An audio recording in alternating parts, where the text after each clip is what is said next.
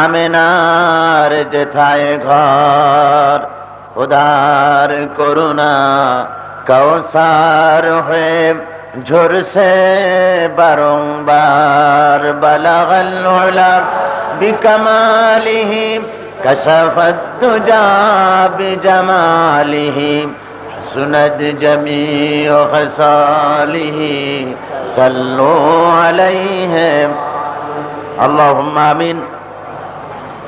ربنا ظلمنا أنفسنا وإن لم تغفر لنا وترحمنا لنكونن من الخاسرين ربنا العالمين। 5 দিন ব্যাপী তাফসীরুল কোরআন চট্টগ্রামের আজকের এই দ্বিতীয় দিনে লক্ষ লক্ষ জনতা নিয়ে তোমার দরবারে হাত তুলেছি। মেহেরবানি করে আমাদের দুরুদ ও সালাম টুকুন সোনার মদিনায় নবী পাকের রওজা মোবারকে পৌঁছে দাও। তাম পৃথিবীর মাটির নিচে যত মুমিন মুমিনাত শুয়ে আছেন তাদের আরো আর পরে সওয়াব পৌঁছায় দাও রব্বুল আলামিন। এই মাহফিলের আয়োজন যারা করেছেন আর হাজারো বাধা বিপত্তি সন্ত্রাসকে উপেক্ষা করে তোমার বান্দাদের যে ঢল নেমেছে মাহফিলে, আয় আল্লাহ কিয়ামতের দিন কোরআনের এই মহব্বতকে আমাদের জন্য নাজাতের ওসিলা বানিয়ে দিও আল্লাহ রব্বুল আলামিন। এই কোরআনের পবিত্র মাহফিলকে কিয়ামত পর্যন্ত তুমি বাংলার জমিনে কবুল করে নিও আল্লাহ। আয় আল্লাহ তাআলা এই মাহফিলে যারা শরীক হয়েছেন, আয় আল্লাহ যেদিন কিয়ামতের ময়দানে পায়ের নিচে হবে তামার মতো মাটি, মাথার উপরে প্রকাণ্ড সূর্যের কিরণ হবে, গুনাহগারের মাথার ঘিলুগুলি ফেটে নাক কান দিয়ে বেয়ে পড়তে লাগবে, জিহ্বাটা কুকুরের মতো ঝুলে নাভিস্থল পর্যন্ত পড়ে যাবে, সারা ময়দানে সারা পড়ে যাবে পানি পানি বলে। ওই দিনে আল্লাহ তোমার হাবিবের কাউসারের পেয়ালা আমাদের সকলের নসিব করে দিও ইয়া রব। করম তু अगर करे वो बात दे जुबां को जो दिल पर असर करे। रब्बना तकब्बल मिन्ना इन्नका अंतस समीउल अलीम व तुब अलैना इन्नका अंतत तव्वाबुर रहीम। सुब्हान रब्बिका रब्बिल इज्जति अम्मा यसिफून व सलामुन अलल मुरसलीन वल्हम्दुलिल्लाहि रब्बिल आलामीन। मोहतरम जनाब सभापति शेखुल हदीस अल्लामा अलहाज हजरत मौलाना शमसुद्दीन साहेब दामत बरकातहुमुल आलिया, हजरात उलमाए किराम, सम्मानित सुधीमंडলী, उपस्थित আমার দিনদার ইমানদার মুসলমান ভাইরা, পর্দার আড়ালের মা ও বোনেরা, আসসালামু আলাইকুম ওয়া রাহমাতুল্লাহি ওয়া বারাকাতুহু। আমরা মহান আল্লাহ রাব্বুল আলামিনের দরবারে আলী শানে বিনয় অবনত চিত্তে শ্রদ্ধা জড়িত কণ্ঠে হৃদয়ের সবটুকুন আবেগ উচ্ছ্বাস শ্রদ্ধা সবটুকুনকে উজাড় করে প্রশংসা করছি সেই মহান মাহবুদের, যিনি হাজারো সন্ত্রাস এবং হাজারো প্রতিকূল প্রতিবন্ধকতার ভেতর দিয়ে তার পাক কালাম, তার আখেরি কালাম, কালামে রব্বানি, আমাদের কলিজার চাইতে দামি কোরআন শরীফের মাহফিল হওয়ার এ তৌফিক দান করলেন, যিনি তার সামনে সেজদা অবনত হয়ে শুকরিয়া আদায় করছি আলহামদুলিল্লাহ। মহব্বতের সাথে জোরে সরে কার্পণ্যতা না করে সকলে জোরে সরে পড়ুন আলহামদুলিল্লাহ। আমার বন্ধুগণ, ইসলামী সমাজ কল্যাণ পরিষদ চট্টগ্রাম কর্তৃক আয়োজিত কোরআনুল কারীমের যুগ পূর্তি 12 বছর পূর্তি উপলক্ষে আজকের এই তাফসীরুল কোরআন মাহফিলের দ্বিতীয় দিন। গতকাল আল্লাহ রাব্বুল আলামিন অত্যন্ত সুন্দরভাবে এ মাহফিলকে পরিচালিত করেছেন। আজও সেই মাহবুদের কাছে আমরা সারেন্ডার্ড হয়ে যাচ্ছি। আমরা মাহবুদের কাছে আমরা নিজেদেরকে নিবেদন করছি, সুপর্দ করে দিচ্ছি। হে মাহবুদ, তুমি মেহেরবানি করে তোমার এই কোরআনের মাহফিলকে কবুল ফরমাও। যারা কোরআনের বিরোধিতা করছেন তারা, আমার বিশ্বাস, তারা বিষয়টি বুঝতে পারেন নাই। না বুঝে উচ্ছৃঙ্খলতার পথ তারা বেছে নিয়েছেন। তাদের জন্য আমরা প্রাণ ভরা দোয়া করছি। আয় আল্লাহ, কোরআনের বিরুদ্ধে আজকে যারা মিছিল করছে, কোরআনের বিরুদ্ধে যারা ধর্মঘট আহ্বান করছে, আল্লাহ পাক তুমি দয়া করে মেহেরবানি করে সব লোকগুলিকে কোরআনের খাদেম বানায় দাও। এই সবগুলি লোককে তোমার ইসলামী আন্দোলনের কর্মী বানায় দাও। যারা আজকে অস্ত্র ধারণ করেছে, মাহফিলে লোক আসার ফিরানোর ব্যাপারে, যাতায়াতের ব্যাপারে বাধার সৃষ্টি করতেছে, আয় আল্লাহ তাদের সকলকে অস্ত্র ফেলে দিয়ে কোরআনের অস্ত্র ধারণ করার এবং তোমার দ্বীনকে প্রতিষ্ঠা করার বলিষ্ঠ ভূমিকা তাদের কবুল করার তৌফিক দান করে দেওয়া। যারা এসেছেন তাদের জন্য দোয়া, এবং যারা আসেন নাই তাদের জন্য আল্লাহর কাছে কোরআনের বাহক ধারক হবার জন্য আল্লাহর কাছে কামনা করে আলোচনা শুরু করা যাচ্ছে। আপনারা এসেছেন কোরআনে কারীমের তাফসীর শুনবার জন্য, আর এই কোরআনে কারীমের তাফসীর আমি আপনাদের সামনে করেছি বিগত 11টি বছর, ঠিক কিনা বলেন? এবং সেই সাথে বাংলাদেশের প্রখ্যাত মুফাসসিরিনে কেরাম এই তাফসীরুল কোরআন মাহফিলে তাশরীফ এনেছেন, আপনারা তাদের বক্তব্য শুনেছেন। গতকাল এবং আজও আপনারা আমার অত্যন্ত প্রাণের ভাই, বাংলাদেশের প্রখ্যাত ইসলামী চিন্তাবিদ, আন্তর্জাতিক ক্ষেত্রেও আলোড়ন সৃষ্টিকারী জনাব আল্লামা হযরত মাওলানা আলহাজ আবুল কালাম আজাদ সাহেব মদ্দুল আলী, তিনি অত্যন্ত যুক্তি এবং তথ্যপূর্ণ আলোচনা আপনাদের সামনে গত বছরও রেখেছেন, আজও পেশ করেছেন। তিনি আবুল কালাম, ওয়াকি তিনি আবুল কালাম। তাকে আল্লাহ রাব্বুল আলামিনের কথা বলার যোগ্যতা দান করেছেন। এই যোগ্যতা আল্লাহ পাক আরো যেন বাড়িয়ে দেন, জোরে কোন আমিন। এবং এই বলিষ্ঠ কণ্ঠস্বর দিয়ে গোটা জাতিকে হেদায়েতের পথ দেখাবার তৌফিক আল্লাহ রাব্বুল আলামিন এই জাতীয় কাজ যারা করছেন, কোরআনে কারীমের খেদমত যারা করছেন, আল্লাহ তাদের সকলকে যেন দান করে দেন। এরপরে আরেকটু শুকরিয়া আদায় না করে পারি না, তারা হলেন ইসলামী সমাজ কল্যাণ পরিষদ। আপনারা বুঝতেই পাচ্ছেন কত বড় বিরাট তাণ্ডব লীলা তাদের মাথার উপর দিয়ে গিয়েছে। কি বলেন, বুঝতে পারছেন না? এই মাত্র কদিন আগে যে ঘূর্ণিঝড়, যে গোরকি বা হেরিকেন না কি বলে, হ্যাসাকলাইট আমার মনে নেই ওটা কি ছিল, এটা ছিল কি হেরিকেন বা টর্নেডো। এই যে বিরাট টর্নেডো বা হেরিকেন যেটা প্রবাহিত হলো খুলনার দক্ষিণাঞ্চলে, লন্ডভন্ড করে দিয়ে গেল পুরা এলাকা। এই ধরনের একটা টর্নেডো, এ ধরনের একটি হেরিকেন বাতিলের পক্ষ থেকে একটা ঝড় উঠেছিল। সমাজ কল্যাণ পরিষদ যাতে এই লক্ষ লক্ষ জনতাকে কোরআন শোনাতে না পারে, সেজন্য এই বিরাট ঝড় উঠেছিল তারা। কিন্তু আল্লাহর মেহেরবানি, কোরআন ইসলামী সমাজ কল্যাণ পরিষদেরও নয়, কোরআন আমারও নয়, কোরআন মুহাম্মদ সাল্লাল্লাহু আলাইহি ওয়াসাল্লামেরও নয়। কোরআন হলো কার? জোরে বলেন কার? ওই আল্লাহ পাক কোরআনে কারীমের সাথ করেছেন। ইউরিদুনা লিইউতফিউ নূরাল্লাহি বিআফওয়াহিহিম ওয়াল্লাহু মুতিম্মু নূরিহি ওয়ালাউ কারিহাল কাফিরুন। আল্লাহ রাব্বুল আলামিন বলেন,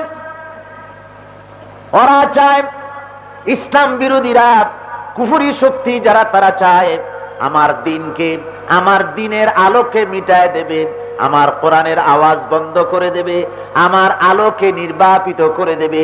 আল্লাহ বলেন, আমি আমার দ্বীনকে, আমার কোরআনকে, আমার ইসলামকে আমি পূর্ণতা দান করব, তাতে কাফির বেঈমানদের মনের ভিতরে যত জ্বালা যন্ত্রণা হোক না কেন। জোরে বলেন সুবহানাল্লাহ। হাজারো চেষ্টা করা হয়েছে, হাজারো বাধা বিপত্তি সৃষ্টি করা হয়েছে। ইসলামী সমাজ কল্যাণ পরিষদ একটি অরাজনৈতিক প্রতিষ্ঠান, তারা জান বাজি রেখেছেন, মাল তাদের কাছে নাই। তারা বলেছেন প্রতি বছর তারা বকরুজ হন, আপনারাই আল্লাহর রহমতে তাদেরকে কর্জ মুক্ত করেন, ঠিক কিনা গণ? সুতরাং সেই ইসলামী সমাজ কল্যাণ পরিষদ, তাদের লোকেরা 501 সদস্য বিশিষ্ট এই কমিটি জীবনকে বাজি রেখেছে জীবনকে বাজি রেখে কাফনের কাপড় মাথায় বেঁধে কোরআনের আওয়াজ বুলন্দ করার চেষ্টা করেছে। সুতরাং তাদের জন্য দোয়া না করলে নয়, তাদের জন্য আজকে আমি দোয়া করব এই লক্ষ লক্ষ মুসলমান নিয়ে। আয় আল্লাহ, তোমার কোরআনকে, তোমার কোরআনের আওয়াজ বুলন্দ করার জন্য যারা কাফনের কাপড় মাথায় বেঁধে জীবনকে বাজি রেখে এই তাফসীরুল কোরআন মাহফিল অনুষ্ঠানের ব্যাপারে প্রচেষ্টা চালালেন, কামিয়াবের প্রচেষ্টা চালালেন, হে মাহবুদ, কিয়ামতের দিন তাদের জন্য জাহান্নামের আগুন হারাম করে দিও আল্লাহ। যে হাসরের ময়দানে যেদিন কোনো ছায়া থাকবে না তোমার আরশের ছায়া ব্যতি রেখে, আয় আল্লাহ রাব্বুল আলামিন, তখন ইসলামী সমাজ কল্যাণ পরিষদের এই লোকগুলিকে এবং যারা কোরআন শুনতে আসে আমাদের সকলকে তুমি দয়া করে তোমার কোরআনের ইজ্জতে আরশের নিচে আমাদেরকে ছায়া দান করো। জোরে বলেন আমিন। বন্ধুগণ, কোরআন হচ্ছে এমনই এক গ্রন্থ, এমনই এক মহান কিতাব যার ভিতরে কোনো ভুল নাই। জোরে কান সুবহানাল্লাহ বিহামদিহি। দুনিয়ায় যত কিতাব এসেছে, সমস্ত কিতাবে মানে দুনিয়ায় মানুষেরা যত বই রচনা করে, যত সাহিত্য লেখে, সে সাহিত্যের প্রথমেই ভূমিকায় বলেন যে এই কিতাব লিখতে গিয়ে, এই বই লিখতে গিয়ে আমার যদি কোনো ভুল হয়ে যায় তাহলে এই ভুল কারো কাছে ধরা পড়লে আমাকে জানালে পরে আমি পরবর্তী সংস্করণে তা পরিশুদ্ধ করার জন্য যত্নবান হইব। এরকম লেখে না?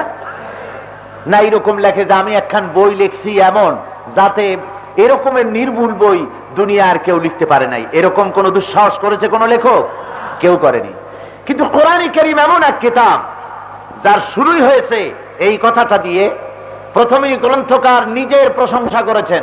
দুনিয়ায় কোন গ্রন্থকার এমন নাই যিনি বই সূচনা করেছেন এই বলে যে আমার মতো সাহিত্যিক, আমার মতো কবি, আমার মতো দার্শনিক, আমার মতো ঐতিহাসিক পৃথিবীর বুকে আর কেউ নাই। এরকম বলতে পেরেছে কেউ?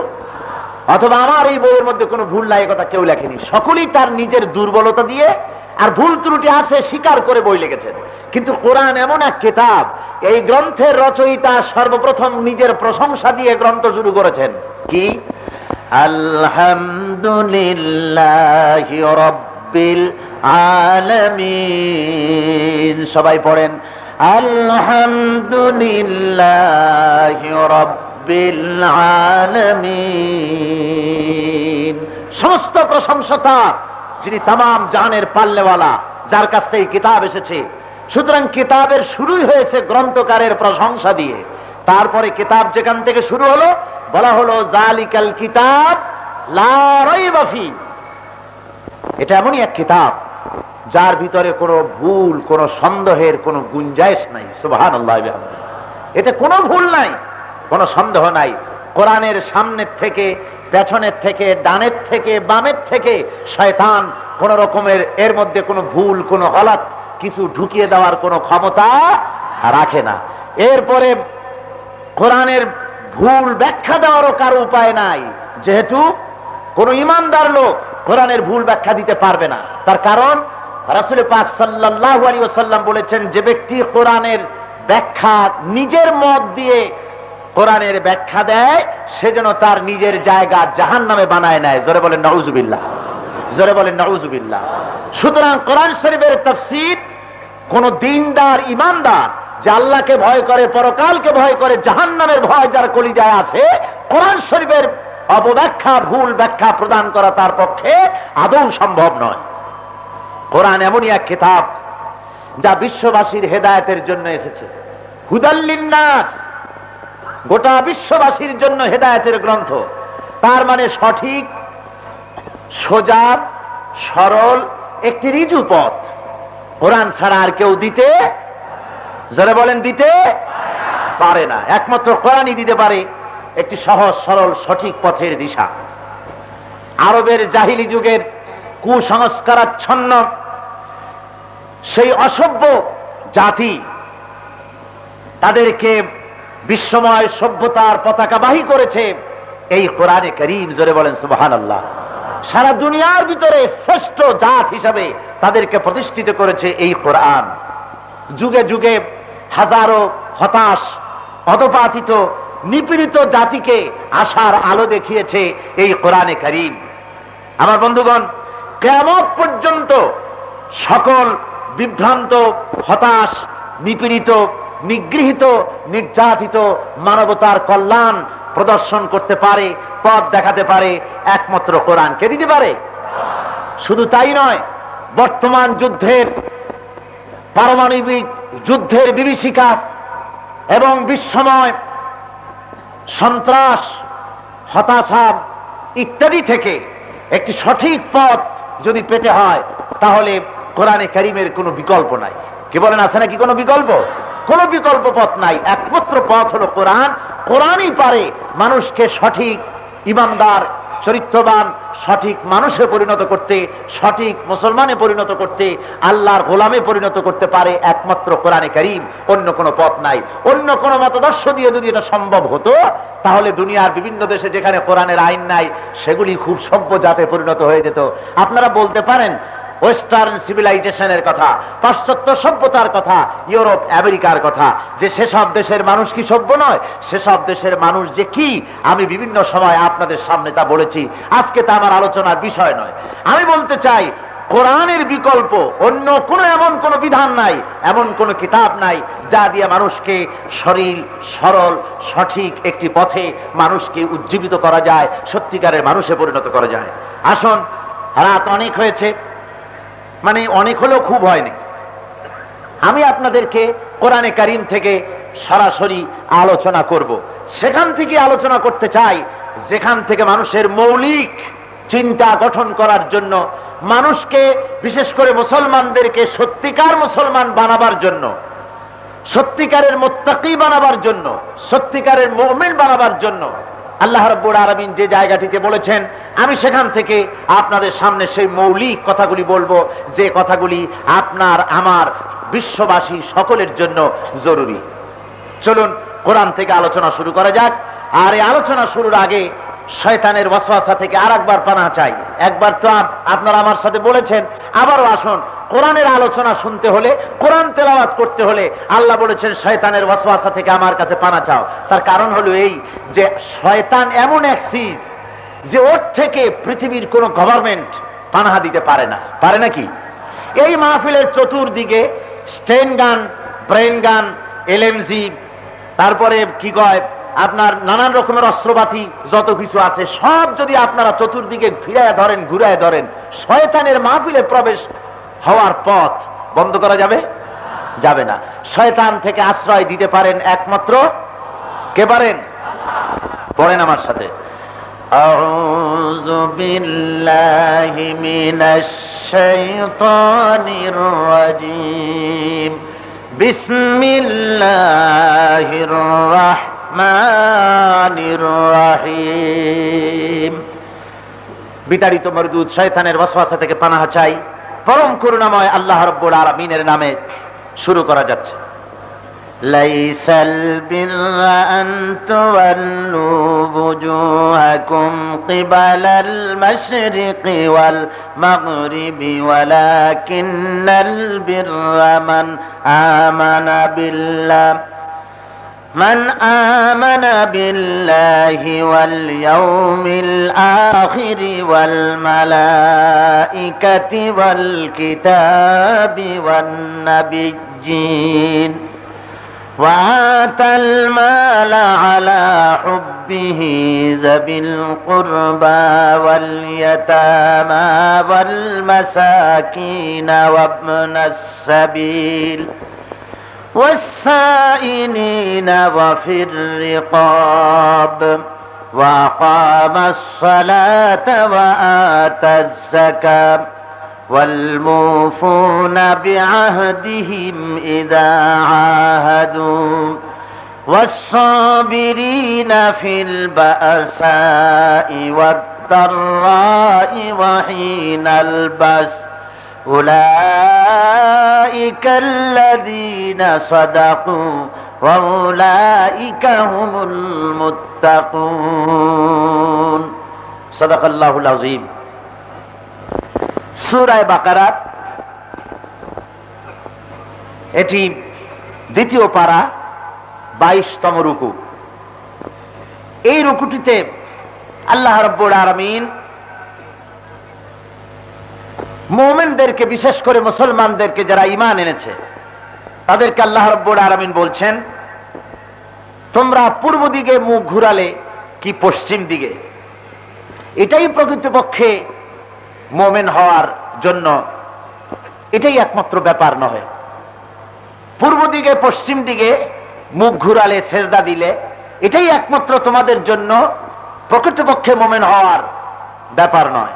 বরং প্রকৃতপক্ষে মুমিন হওয়ার জন্য ওয়ালাকিন্নাল বিররা মান আমানা বিল্লাহ ওয়াল ইয়াউমিল আখির, প্রকৃতপক্ষে মুমিন হওয়ার জন্য, মুত্তাকি হওয়ার জন্য আল্লাহর উপরে বিশ্বাস স্থাপন করতে হবে। মুমিন হতে হলে পরকালকে বিশ্বাস করতে হবে, ফেরেশতা, কিতাব, নবী, নবিয়্যিন, তাদের উপরে বিশ্বাস স্থাপন করতে হবে। আর আল্লাহ এবং রাসূলের মহব্বতে উদ্বুদ্ধ হয়ে নিকটবর্তী আত্মীয়, ইয়াতীম, মিসকিন, পথচারী, প্রবাসী এবং প্রার্থী আর গলদেশ মুক্তিদানের ব্যাপারে সাহায্যের হাতকে সম্প্রসারিত করতে হবে।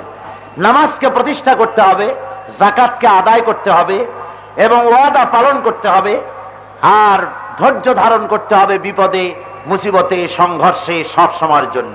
এই কাজগুলি যারা করতে পারবে তারাই হলো সত্যবাদী ঈমানের দাবিতে, আর তারাই হলো মুত্তাকি। এখানে আল্লাহ রাব্বুল আলামিন 10টি শর্ত আরোপ করেছেন।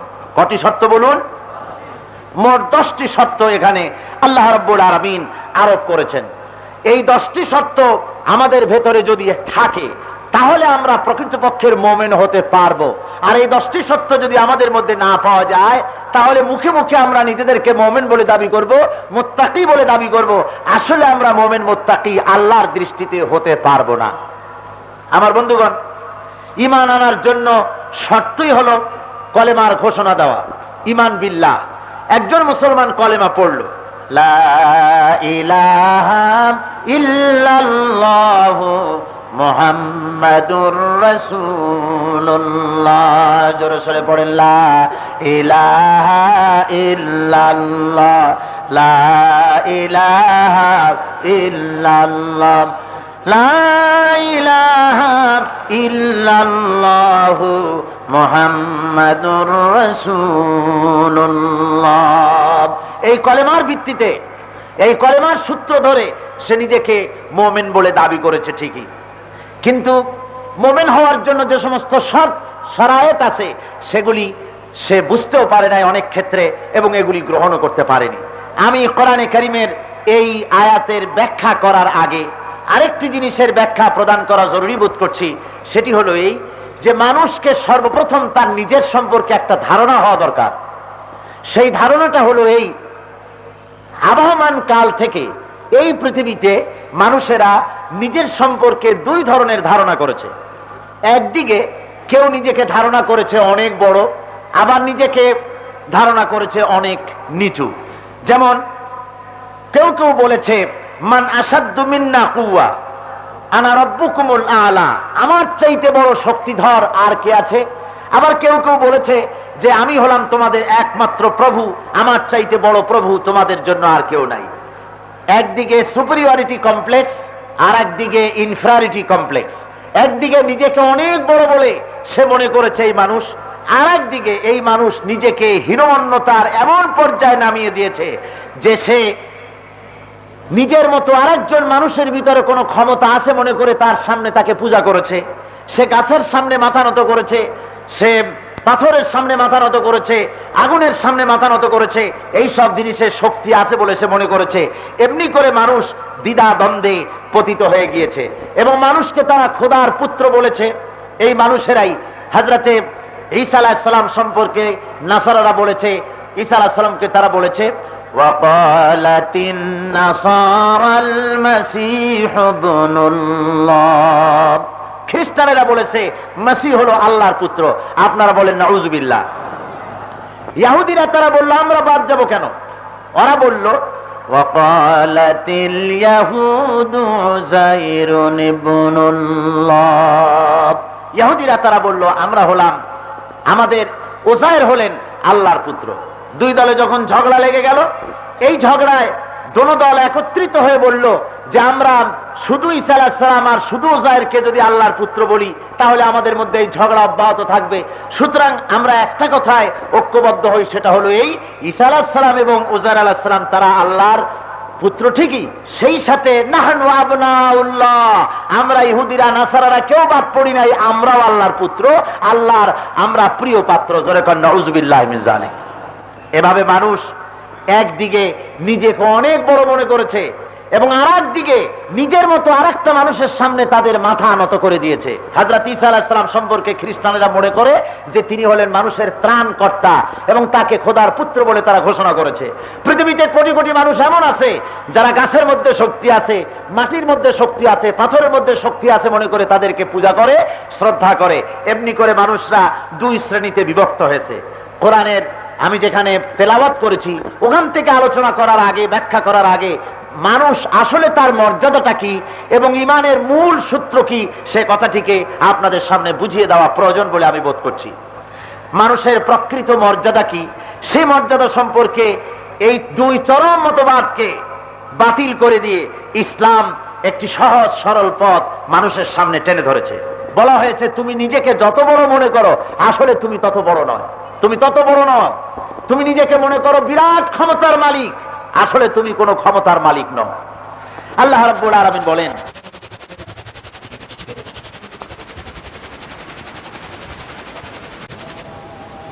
তারাইব, আল্লাহ রাব্বুল আলামিন বলেন মানুষ কি তার নিজের দিকে চিন্তা করে না, নিজের সৃষ্টির দিকে সে কি লক্ষ্য করে না? তোমার উৎপত্তি, তোমার সৃষ্টি সম্পর্কে তুমি কি চিন্তা করো না? তুমি তো একটি তোমার পিতার পৃষ্ঠদেশ থেকে আর মাতার বক্ষ পিঞ্জর থেকে নির্গত, সবেগে নির্গত এক ফোঁটা নাপাক পানি ব্যতিরেকে আর তুমি কিছু নও।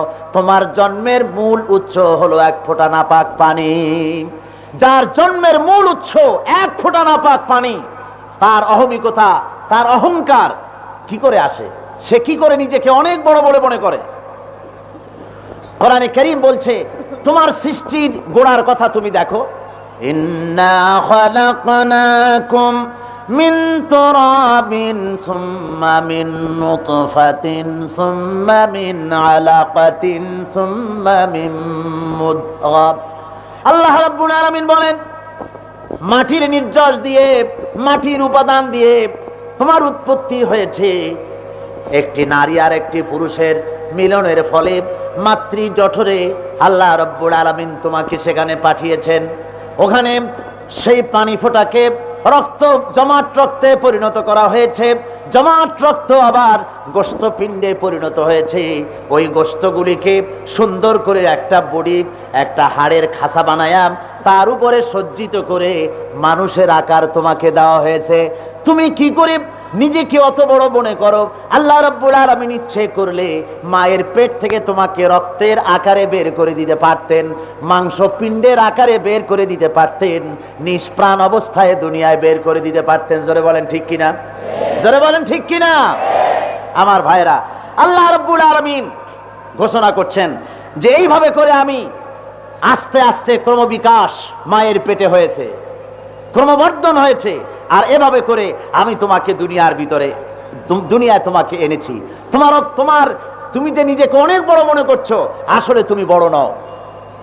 আল্লাহ রাব্বুল আলামিন কোরআনে কারীমের ভিতরে অন্যত্র বলেছেন ইয়া আইয়ুহাল ইনসানু মা গাররাকা বিরাব্বিকাল কারীম।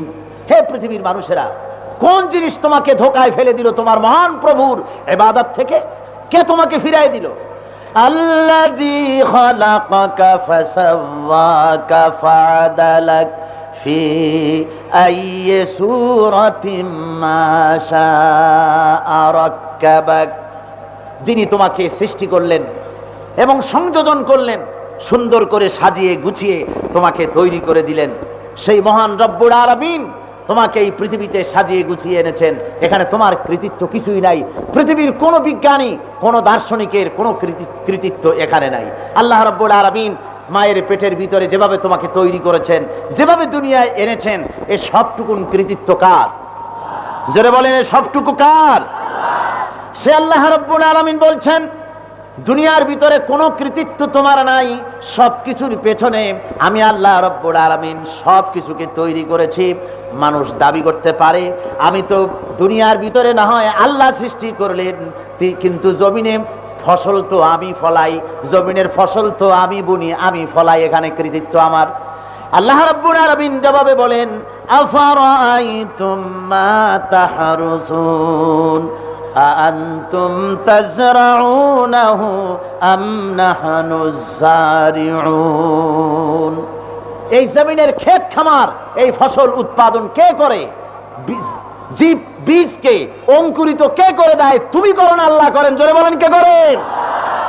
আল্লাহ রাব্বুল আলামিন বলেন, জমিনে ফসল হওয়ার পরে মানুষেরা এই ফসল দেখে, আপনারাও দেখেছেন, জমিনে যখন ফসল খুব ভালো হয়, ফলন খুব ভালো হয়ে যায়, মানুষেরা তখন মোষে তেল মেখে, গোপে তেল মেখে আনন্দ করে যে এবার খুব ভালো করে খাবো, ভালো করে অনেক কাজ করব, গান বাজনা করব, এমনি করে কত আনন্দ করে জমিনে বেশি ভালো ফলন দেখে, বেশি জমিনের ফসল দেখে।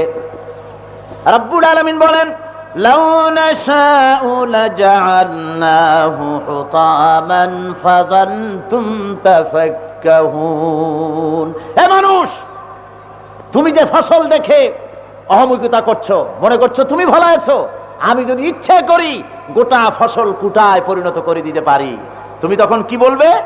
তখন তুমি বলবে, বাল নাহনু মাহরুমুন, আমি মাহরুম হয়ে গেলাম, বঞ্চিত হয়ে গেলাম।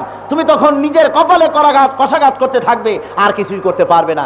এই যে দক্ষিণ অঞ্চলে এবার বন্যা হলো, যে বিরাট ঝড় হলো, খুলনা বাংলাদেশের দক্ষিণাঞ্চলে এর চাইতে ভালো ফলন বিগত 30 বছরের মধ্যে হয় নাই বলে সেখানকার লোকেরা বলেছে। সমস্ত মাঠ সেখানে সব কুটায় পরিণত হয়ে গিয়েছে, ফসল সব ধ্বংস হয়ে গিয়েছে, সব চিটায় পরিণত হয়ে গিয়েছে। আগামীতে মানুষ কি খাবে আল্লাহ ভালো করে জানেন। আমার বন্ধুগণ, আল্লাহ রাব্বুল আলামিন বলছেন, তোমার কৃতিত্ব কোথায়? সবকিছুর পেছনে ক্ষমতাটা কার? জোরে বলেন, কার? ওই আল্লাহ রাব্বুল আলামিন বলেন, দুনিয়ার ভিতরে তোমরা যে পানি পান করো, আকাশ থেকে যে পানি বর্ষিত হয়ে যায়, এই পানিটাও আমি তোমাদের জন্য দেই। এ পানিটাও তোমরা বানাও না। সমুদ্রের ভিতরে লবণাক্ত পানিগুলি আমি আকাশে উঠাই। আল্লাহ রাব্বুল আলামিন বলেন, আফারাআইতুমুল মাআল্লাযী তাশরাবুন। তোমরা দেখো না যে আকাশ থেকে যে পানি বর্ষিত হয়, যেটা তোমরা পান করো, আনতুম আনজালতুমুহু মিনাল মুজনি আম নাহনুল মুনজিলুন। আকাশ থেকে ওই পানি কে বর্ষায়? তুমি না আমি? জোরে চিল্লায় বলেন, কে? আল্লাহ রাব্বুল আলামিন বলেন, আকাশ থেকে পানি আমি বর্ষায় দিলাম। সমুদ্রের নোনা পানি আকাশে উঠাবার পর ওই পানি কিন্তু যখন বর্ষিত হয়, নোনা থাকে না, মিষ্টি হয়। কি হয়? মহান আল্লাহ রাব্বুল আলামিন বলেন, লাউ নাশাউ জাআলনাহু উজাজান ফালাউলা তাশকুরুন। এরে বান্দা, ইচ্ছে করলে আমি ওই পানি লবণাক্ত আকারে নাজিল করতে পারতাম, বর্ষণ করতে পারতাম। আমি নোনা পানি দিলে পরে জমিনের ফসল নষ্ট হয়ে যেত, তোমরাও পানি পান করতে পারতে না। আমি আল্লাহ রাব্বুল আলামিন নোনা পানি উঠায়া মিষ্টি করে তোমাদের জন্য নাজিল করে দিলাম। জোরে বলেন সুবহানাল্লাহ। এজন্য কোনো পয়সা চাই নাই। কি বলেন, আল্লাহ পয়সা চাইছেন নাকি? বৃষ্টি হয়েছে বছরে এত কিউসেক পানি বৃষ্টি হয়েছে, এত ইঞ্চি বৃষ্টি আমি দিছি, সুতরাং এর এত ইউনিট হারে এত বিল হয়েছে। বাংলাদেশ গভর্নমেন্টের কাছে আল্লাহ এরকম কোন বিল পাঠাইছে নাকি? আল্লাহ কোনো বিল চান নাই। আল্লাহ চান শুকরিয়া আদায় করো বান্দারে, আমার শুকর আদায় কর। বল আলহামদুলিল্লাহি রাব্বিল আলামিন। সবাই পড়েন আলহামদুলিল্লাহি রাব্বিল আলামিন। সুতরাং আকাশ থেকে পানি দিলাম, জমিন থেকে ফসল দিলাম, তুমি নিজের কোনো কৃতিত্বের দাবি করতে পারো না। সমস্ত কৃতিত্বের দাবিদার একমাত্র কে? জোরে বলেন। আমি আর আল্লাহর নাম নিতে শরম করে নাকি? ভয় করে? জোরে সরে বলেন, সমস্ত কৃতিত্বের দাবিদার কে? হকদার কে? মহান আল্লাহ রাব্বুল আলামিন। সুতরাং এই যখন অবস্থা, সবকিছুর মালিক যখন আল্লাহ রাব্বুল আলামিন, আল্লাহ রাব্বুল আলামিন তখন বলছেন ফাসাব্বিহ বিসমি রাব্বিকাল আযীম। এই যখন অবস্থা, তখন তোমরা সকলেই আল্লাহর সামনে তাসবিহ পড়ো, সিজদায় অবনত হয়ে যাও। সবাই পড়েন সুবহানা রাব্বিয়াল আযীম, সুবহানা রাব্বিয়াল আলা, সুবহানাল্লাহি বিহামদিহি, রব্বানা লাকাল হামদ হামদান কাসীরান তাইয়িবান মুবারাকান ফি। সমস্ত প্রশংসা ওই মহান আল্লাহ রাব্বুল আলামিনের, আর কারো কোনো প্রশংসা হতে পারে না। তিনি হলেন সমস্ত কিছুর একমাত্র মালিক, সেই মহান আল্লাহ রাব্বুল আলামিন। অতএব সেই আল্লাহ রাব্বুল আলামিন পরিষ্কার করে ঘোষণা করছেন, মানুষ আসলে তুমি যত নিজেকে বড় মনে করো, তুমি আসলে তত বড় নও, এবং তুমি নিজেকে যত ছোট মনে করো, এত ছোট তুমি নও। তুমি আর একটা মানুষের ভিতরে ক্ষমতা আছে বলে তার সামনে মাথা নত করে দাও, একটা গাছের সামনে মাথা নত করো, একটা সাপের সামনে মাথা নত করো, একটা পাথরের সামনে মাথা নত করো, এবং তাদের কাছে মাথা নত করে তুমি তোমার ইজ্জতকে নষ্ট করো। তুমি যত বড় মনে করো তুমি তত বড়ও নও, এবং যত ছোট মনে করো তুমি আসলে তত ছোটও নও। আসলে তোমার পজিশন কি? মহান আল্লাহ রাব্বুল আলামিন দুনিয়ার মানুষের পজিশন বর্ণনা করছেন। وَلَقَدْ كَرَّمْنَا بَنِي آدَمَ وَحَمَلْنَاهُمْ فِي الْبَرِّ وَالْبَحْرِ وَرَزَقْنَاهُمْ مِنَ الطَّيِّبَاتِ। আল্লাহ রাব্বুল আলামিন বলেন, আদম সন্তানকে আমি মর্যাদা দান করেছি, আর স্থল এবং জলভাগে আমি তাদের জন্য সওয়ারি বানিয়ে দিয়েছি, তাদের চলাফেরার সুযোগ দিয়ে দিয়েছি। আর গোটা পৃথিবীর ভিতরে মানব জাতিকে আমি আমার সম্মানিত মেহমান হিসাবে আমি তাদেরকে দেখেছি। জোরে বলেন সুবহানাল্লাহ। এ মানুষ হলো গোটা পৃথিবীর ভিতরে সবচাইতে সম্মানিত সৃষ্টি। লাকাদ খালাকনাল ইনসানা ফি আহসানি তাকবীম। মানুষ হলো পৃথিবীর সর্বশ্রেষ্ঠ সবচাইতে সুন্দরতম সৃষ্টি। জোরে বলেন সুবহানাল্লাহ বিহামদি। এরপরে বলা হচ্ছে সুম্মা রাদাদনাহু আসফালা সাফিলিন। আবার এই মানুষ এত নিচে যেতে পারে যেখানে শয়তানও যেতে পারে না। মানুষ এত উপরে উঠতে পারে যেখানে ফেরেশতাও উঠতে পারে না। মানুষ এত নিচে যেতে পারে যেখানে শয়তানও যেতে পারে না। মুহাম্মদুর রাসূলুল্লাহ হুজুরের নাম শুনে দরুদ পড়া কি নফল না সুন্নত? মাশাআল্লাহ। আমার শ্রোতারা সত্যি খুবই সেনসিটিভ এবং খুবই সতর্ক, সজাগ, সুবিজ্ঞ। তারা জবাব দিয়েছেন, রাসূলের নাম শোনা মাত্রই পড়তে হবে দরুদ সাল্লাল্লাহু আলাইহি ওয়াসাল্লাম। হুজুর বলেছেন, তার মতো বখিল আর কেউ নাই যে আমার নাম শোনে আর তারপরে আমার প্রতি দরুদ পাঠায় না। আল্লাহর কোটি কোটি ফেরেশতা আছে, অগণিত ফেরেশতা। তার মধ্য থেকে এ ধরনের লক্ষ লক্ষ এক শ্রেণীর ফেরেশতা আল্লাহ ছড়িয়ে রেখেছেন সারা বিশ্বময়। তাদের আর কোনো কাজ নাই, একটাই কাজ। আবু দাউদ শরীফের হাদিসে এসেছে, আল্লাহর নবী বলেন, ওই ফেরেশতাদের শুধু একটাই কাজ, সেটা হলো এই দুনিয়ার কোন প্রান্তে কোন মানুষ যদি আমার প্রতি দরুদ পড়ে, ওই ফেরেশতাদের কাজ হলো তারা ওই দরুদকে মুখে করে নিয়ে মদিনায় এসে আমার কাছে পৌঁছে দেওয়া। সুবহানাল্লাহ বিহামদি। সুতরাং রাসূলের নাম শোনা মাত্রই দরুদ পড়া ওয়াজিব। মুহাম্মদ সাল্লাল্লাহু আলাইহি ওয়াসাল্লাম এমন জায়গায় গিয়েছিলেন যেখানে ফেরেশতা যাইতে পারেন নাই। কোন জায়গায় গেছিলেন? সিদরাতুল মুনতাহা পর্যন্ত যাওয়ার পরে হযরতে জিবরাইল বলেছিলেন, ইয়া রাসূলুল্লাহ, এরপরে যাওয়ার আমার আর কোনো উপায় নাই, আমি আর যেতে পারবো না। এইখান থেকে এক চুলও যদি সামনে অগ্রসর হই, আমার সমস্ত শরীর, আমার সমস্ত পরগুলি সব পুড়ে ভস্ম হয়ে যাবে, আমার আর যাওয়ার কোনো উপায় নাই। আল্লাহ রাসূল একা থাকলেন এবং এরপরে নবীজি আরশে আজিম একা একই সফর করলেন। প্রমাণিত হলো আল্লাহ রাব্বুল আলামিনের নূরের তৈরি রহমতের ফেরেশতাদের ওস্তাদ এবং সেরা ওস্তাদ যিনি, সবচাইতে বড় ফেরেশতা যিনি, হযরত জিবরাইল আলাইহিস সালামের গতিধারা যেখানে শেষ, তার যাত্রা যেখানে শেষ, মানবতার যাত্রা আল্লাহ সেখান থেকে শুরু করাইছেন। জোরে বলেন সুবহানাল্লাহ। জিবরাইলের যাত্রা যেখানে শেষ, মনুষ্যত্বের যাত্রা সেখান থেকে শুরু, মুহাম্মদ সাল্লাল্লাহু আলাইহি ওয়াসাল্লামের যাত্রা সেখান থেকে শুরু। জোরে বলেন সুবহানাল্লাহ।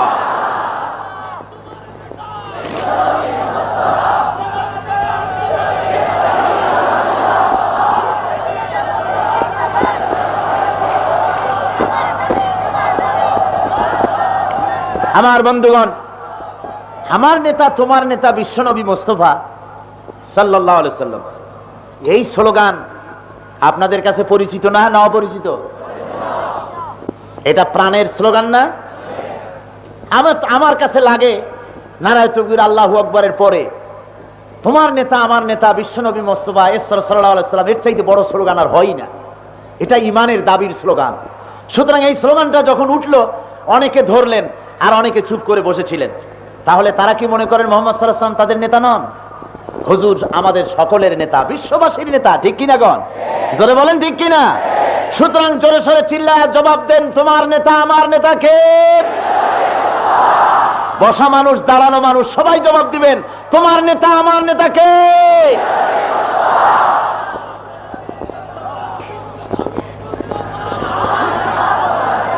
রাসূল পাক সাল্লাল্লাহু আলাইহি ওয়াসাল্লাম যেখানে যেতে পেরেছেন, ফেরেশতা সেখানে যেতে পারে নাই। আবার এই মানুষের যাত্রা এত উপরে, আবার এই মানুষ যখন নিচে নামে, সুম্মা রাদাদনাহু আসফালা সাফিলিন, নিচে নামতে নামতে এমন জায়গায় গিয়া নামে যার পরে আর কোনো নিচ থাকে না, যার পরে আর কোনো নিচ থাকে না, ওটাই শেষ নিচ। এত নিচে মানুষ নামতে পারে। এই জন্য শয়তান মানুষকে, ওই আমি যে আগে আপনাদের সামনে কয়েকবারই দৃষ্টান্ত দিয়ে বুঝাইছি, আজকে সেই দৃষ্টান্ত টানবো না, শুধু এছাড়াই বলবো, শয়তান মানুষকে প্রথমে উদ্বুদ্ধ করে ছোট্ট একটা পাপের প্রতি, এটা কর। যখন সে করলো তখন বলে, আরে ব্লু ফিল্ম দেখা এটা এমন আর কি, সকলে দেখে, তুই একটা দেখ, তা না হলে অভিজ্ঞতা হবে কি করে, একটু দেখ না। হ্যাঁ, অভিজ্ঞতা হওয়া দরকার সব জিনিস সম্পর্কে। অসওয়াসার শয়তানের কায়দা আছে, বিজ্ঞান সম্মত অসওয়াসা, সায়েন্টিফিক প্রসেস। কয় যে একটু দেখ না, ক্ষতি কি? তো দেখলো, একদিন একটু দেখে বেশ মজা পাইলো। তারপরে কয় যে আচ্ছা, ব্লু ফিল্ম যখন দেখলি, ছবিতে দেখছিস, এটাকে আমলে আনা দরকার, একটু প্রসকটারে যা না, অসুবিধা কি? তারপর আইসা তওবা পড়িস। ঢুকলো প্রসকটারে, এরপর বললো যে আচ্ছা, প্রসকটারে তো গেলি, কিন্তু মদ পান করে প্রসকটারে গেলে যে কি মজা হয় সেটা একটু দেখ না, একবার টেস্ট কর না। তো খাইলো মদ। এরপরে বলে মানুষ মারলে কি মজাটা লাগে, দেখ না একটু বাইরে, ক্ষতিটা কি? মদ পান করলো, এরপরে মস্তিষ্ক বিকৃতি হলো, জিনা করলো, হত্যাকাণ্ড ঘটালো। শয়তান তখন বলে, ইন্নী আখাফুল্লাহ, আমি আল্লাহরে ভয় পাই। ও আল্লাহর বান্দা, তুমি এখন যে শয়তান হইছো, তুমি আমার চাইতে বড় শয়তান, তুমি আমার ওস্তাদ। এদেশে তুমি আমার কাম করতে পারবা, আমি বরং আরেক দেশে কাম করি, এখানে আমি টাইম কিল না করি। শয়তান ওরে দায়িত্ব দিয়া চলে যায়, বলে যে তোর কারণে যে গজব আসবে, সেই গজবে আমি লিপ্ত হতে পারবো না, আমি জানি এই কারণে গজব হবে, সুতরাং আমি চললাম, সালাম আলাইকুম, তুমি আমার চাইতে শয়তান, তুমি আমার চাইতে বড় শয়তান, তুমি এই দেশে থাকো আর কাজ করো। জোরে কর নাউজুবিল্লাহ। এইভাবে করে মানুষকে শয়তান এত নিচে নামিয়ে দেয়। সুতরাং কোরআন মানুষের পজিশন সৃষ্টি করলো, মানুষ হলো সর্বশ্রেষ্ঠ, মানুষ হলো সৃষ্টির সেরা। জোরে কর আলহামদুলিল্লাহ। এই সৃষ্টির সেরা মানুষকে আমি প্রথমে বুঝালাম যে সে তত বড় নয় যত বড় সে নিজেকে মনে করে। আপনি কত বড় লোক, আপনি কি শক্তি আছে আপনার আল্লাহর শক্তির সামনে? আমি অনেক সময় বলে থাকি যে এই যে বিরাট বিরাট হাতি, হাতির পিঠের উপরে মানুষ বসে একটা লাঠির মাথায় একটা পিন লাগায়, আমি দেখছি তাকাইয়া করে ডাকি, হাতি যখন হাঁটে না তখন ওই লাঠির মাথার পিনটা দিয়ে মাথার উপরে গুঁতো মারে, আর হাতি ছোট্ট চোখ দিয়া আর চোখে তাকায় আর বলে, আল্লাহর বান্দা কসিমুদ্দি। আমার মতো এই প্রকাণ্ড একটি হাতির পিঠের পরে বসে তোর মতো কসিমুদ্দি আমারে গুতাইস লোহা দিয়া, এটা কি তোর পক্ষে সম্ভব? যদি না আল্লাহ তোরে আশরাফুল মখলুকাত না বানাতেন। তুই সৃষ্টির সেরা, তাই তুই আমার পিঠের উপরে বসেছিস, নইলে আমার রানের 10 ভাগের 1 ভাগ গোশত তোর সারা শরীরে নাই। তোরে মারার জন্য আমার সুর দিয়ে একটা পেঁচ দিয়ে আছাড় মারলি তোর কাম সারা। আমার পাটা যদি মাথার পরে তুলি দিই, চাপ দেওয়া লাগবে না, বিনা চাপি শরবত হয়ে যাবে মাথার গিলু। সুতরাং মানুষ আশরাফুল মখলুকাত, সৃষ্টির সেরা আল্লাহ করে দিয়ে গোটা দুনিয়া তার তাবে করে দিয়েছেন। জোরে কোন সুবহানাল্লাহ। এই মানুষ, তার তুলনায় হাতির বিরাট শক্তি। হাতি বাদ দিলাম, প্রকাণ্ড শক্তি। এই যে ছোট্ট ছোট্ট মৌমাছি, কি বলেন, মৌমাছির শক্তি আছে না নাই? এই কয়েক বছর আগে পত্রিকায় দেখেছিলাম, একটা পত্রিকার হেডলাইন, চিনিল কেমনে, হেডলাইন। তো ওইটা দেখি চিন্তা করলাম যে বিষয়টা কি, পড়লাম, পড়ে দেখি রাজশাহী ইউনিভার্সিটির কিছু ছাত্র সোনা মসজিদে গেছে। সোনা মসজিদের কাছে একটা প্রাচীন মসজিদ চাঁপাইনবাবগঞ্জ এলাকায়, সেইখানে পিকনিক করতে গেছে। এখন পিকনিক সেরে টেরে পুরানা মসজিদ, নামাজ সেরকম হয় টয় না সেখানে। ওই মসজিদের বারান্দায় বসে ওরা মদ খাচ্ছিল। চতুর্দিক থেকে কোথার থেকে মৌমাছি আসিয়া এমন হুল ফুটানো আরম্ভ করছে, জামা কাপড় জাঙ্গা খুলে থুইয়া বাসটা ফালায় থুইয়া সমানে দৌড়। পত্রিকায় হেডিং লাগাইছে, চিনিল কেমনে? তোরা ঠিকই চিনছে। সুতরাং সাধারণ ছোট্ট মৌমাছির সামনে, বলতা ভীমরুলের সামনে মানুষ কত অসহায়। জোরে কোন সুবহানাল্লাহ, জোরে কোন সুবহানাল্লাহ। একটা সাপ যদি ঢুকে যায় মাহফিলের মধ্যে, যারা আজকে বড় বড় মিছিল করতেছেন, কত কিছু করতেছেন, একটা সাপ ঢুকে গেল, কত বিরক্তপূর্ণ বক্তৃতা, হ্যান করেঙ্গে ত্যান করেঙ্গে, লাঠি কে আন্দার মুগুর ভরেঙ্গে। শক্তি তো কম না, জ্বালায়া পোড়ায়া উৎখাত করেঙ্গে। একটা সাপ যদি সামনে পড়ে, মশাল টশাল ফালাই থুইয়া দৌড়বে কোথায় তার ঠিকও পাবে না। আর এই যে মশাল মিছিল আবিষ্কার হয়েছে, কি যে বলবো, কোথার থেকে আসলো আমি ইতিহাস খুব খুঁজেছি, তালাশ করতে করতে পেলাম মশাল মিছিলের আবিষ্কার হয়েছে লঙ্কায়। হনুমানেরা দুনিয়ার প্রথম মশাল মিছিল করেছে।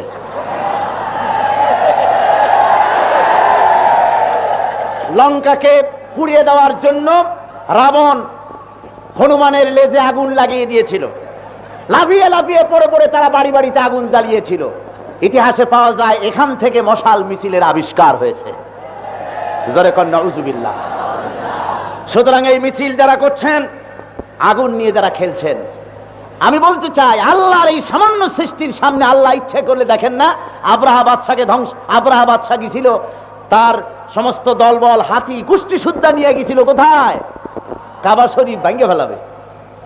কাবা শরীফের মোতোয়াল্লিরা তখনকার যারা ছিলেন, আব্দুল মুত্তালিব রাসূলের দাদা, তিনি তার ওই আব্রাহার কাছে তিনি চলে গেলেন, যে তার কাছে দাবি করলেন আমার উট ছাগল ভেড়া যে তোমার লোকেরা এনেছে সেগুলি ফিরিয়ে দাও। আব্রাহা বলল, আমি বড় আশ্চর্য হচ্ছি, তোমাদের খোদার ঘর, তোমাদের আল্লাহর ঘর আমি ভাঙতে এসেছি, তুমি সে ব্যাপারে আমার সঙ্গে কোনো কথা না বলে তুমি সামান্য উট আর ছাগল ভেড়া আমার কাছে দাবি করতেছো, আমি তো বড় আশ্চর্য হয়ে যাচ্ছি। আব্দুল মুত্তালিব রাসূলের দাদা বলছেন, আব্রাহা, আমি এই ঘরের মালিক নই, আমি যার মালিক সেসব জিনিস তোমার কাছে ফিরাই নিতে আসছি।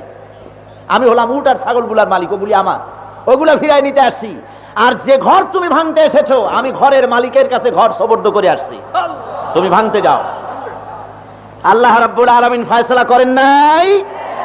পড়েন, আলাম তারা কাইফা ফাআলা রাব্বুকা বিআসহাবিল ফিল আলাম ইয়াজআল কাইদাহুম ফি তাদলিল ওয়া আরসালা আলাইহিম তায়রান আবাবিল তারমিহিম বিহিজারাতিম মিন সিজ্জিল ফাজআলাহুম কাআসফিম মাআকুল।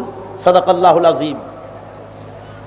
সেই আসহাবে ফিলের সঙ্গে আল্লাহ কি ব্যবহার করলেন? কামান বন্দুক আল্লাহ পাঠান নাই, আবাবিল পাঠালেন। ছোট্ট ছোট্ট পাখিরা সব উড়ে এলো, মুখে ছিল তাদের ছোট্ট ছোট্ট দানা। ওয়া আরসালা আলাইহিম তায়রান আবাবিল। এই বিরাট পাখি বাহিনী, ছোট্ট ছোট্ট বাহিনীর মুখে ছিল কি? পাথর। কি ছিল? তারমিহিম বিহিজারাতিম মিন সিজ্জিল। তাদের মুখের থেকে পাথরগুলি ছেড়ে দিল। এই পাথরের কণাগুলি সমস্ত সৈন্যদের মাথার ভিতরে দিয়ে ঢুকলো, পিছনের দরজা দিয়ে বেরোলো, হাতির পিঠের ভিতরে ঢুকলো, পেটের থেকে বেরিয়ে গেল। এমনি করে আব্রাহার গোষ্ঠী, হাতির গোষ্ঠী সব মৃত্যুর স্তূপে পরিণত হয়ে গেল। জোরে কোন সুবহানাল্লাহ, জোরে বলেন সুবহানাল্লাহ। কি প্রচন্ড ক্ষমতার মালিক আমার আল্লাহ রাব্বুল আলামিন। জোরে কোন সুবহানাল্লাহ। ওই আল্লাহ কি সিজদা করতে হবে? তার চাইতে বড় শক্তিধর আর কেউ নাই। আছে? সেই আল্লাহর কোরআনে, কোরআন কার? সুতরাং আল্লাহর কোরআন বন্ধ হবে মিছিলে, বন্ধ হবে হরতালে, বন্ধ হবে ধর্মঘটে। পাগলে বিশ্বাস করতে পারে, কোন মুসলমান বিশ্বাস করতে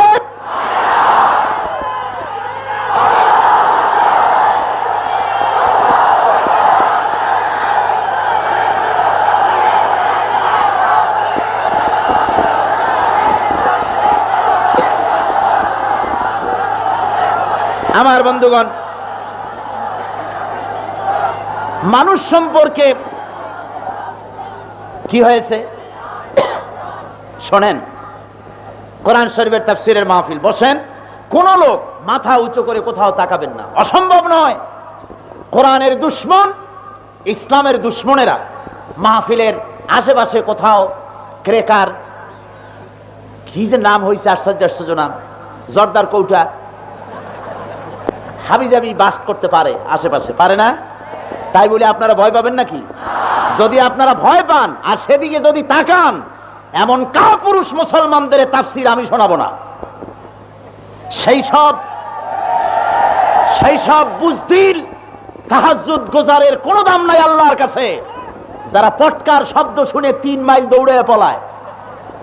বরং সেই সব 5 ওয়াক্ত নামাজ পড়া দিনদার ইমানদারদের মর্যাদা আছে আল্লাহর কাছে, যারা পটকার আওয়াজ হলে পরে উল্টা না দৌড়াইয়া পটকা মারলো কোথায়, আমার কোন মানুষ মরলো নাকি তা দেখার জন্য বুক ফুলাইয়া ছুটে যায়। যেহেতু কোরআন কাপুরুষদের জন্য অবতীর্ণ হয় নাই, কোরআন এসেছে বীর পুরুষদের জন্য। কার জন্য? কার জন্য? কোরআন এসেছে সেই সব বীর পুরুষদের জন্য যারা বাতাসের গতি পাল্টায় দিতে যোগ্যতা রাখে, নদীর স্রোতে ভাসে না, বরং স্রোতকে নিজের গতিপথে ফিরিয়ে নেওয়ার মতো হিম্মত রাখে। তাদের জন্য এসেছে কোরআন। জোরে বলেন সুবহানাল্লাহ।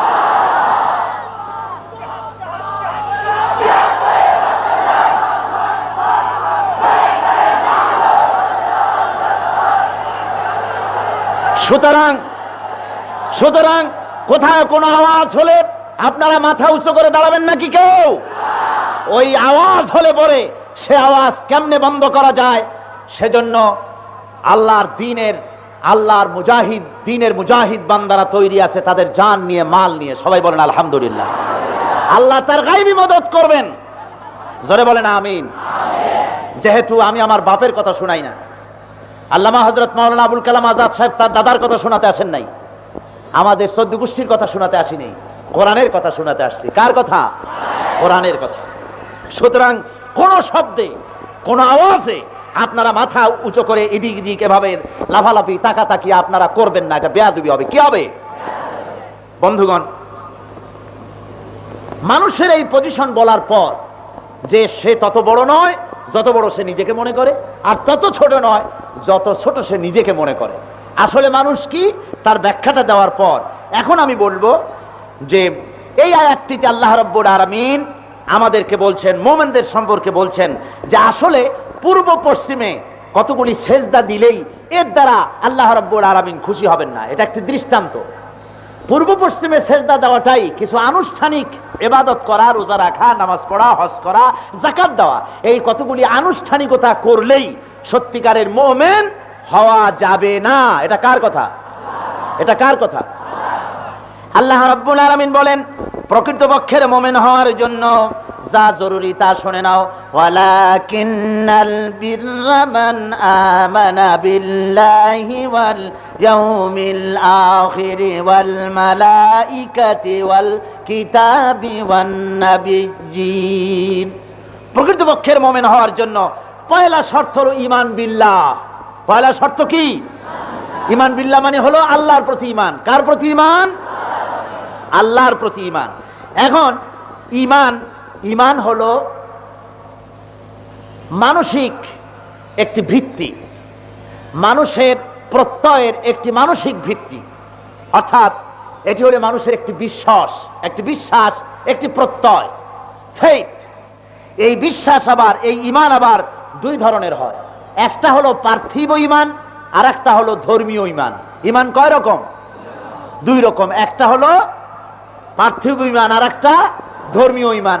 পার্থিব ঈমানে যারা ঈমানদার তাদের খোদা হয় 4টা। তাদের খোদা হয় কয়টা? সেই 4টি খোদা সম্পর্কে জানুন।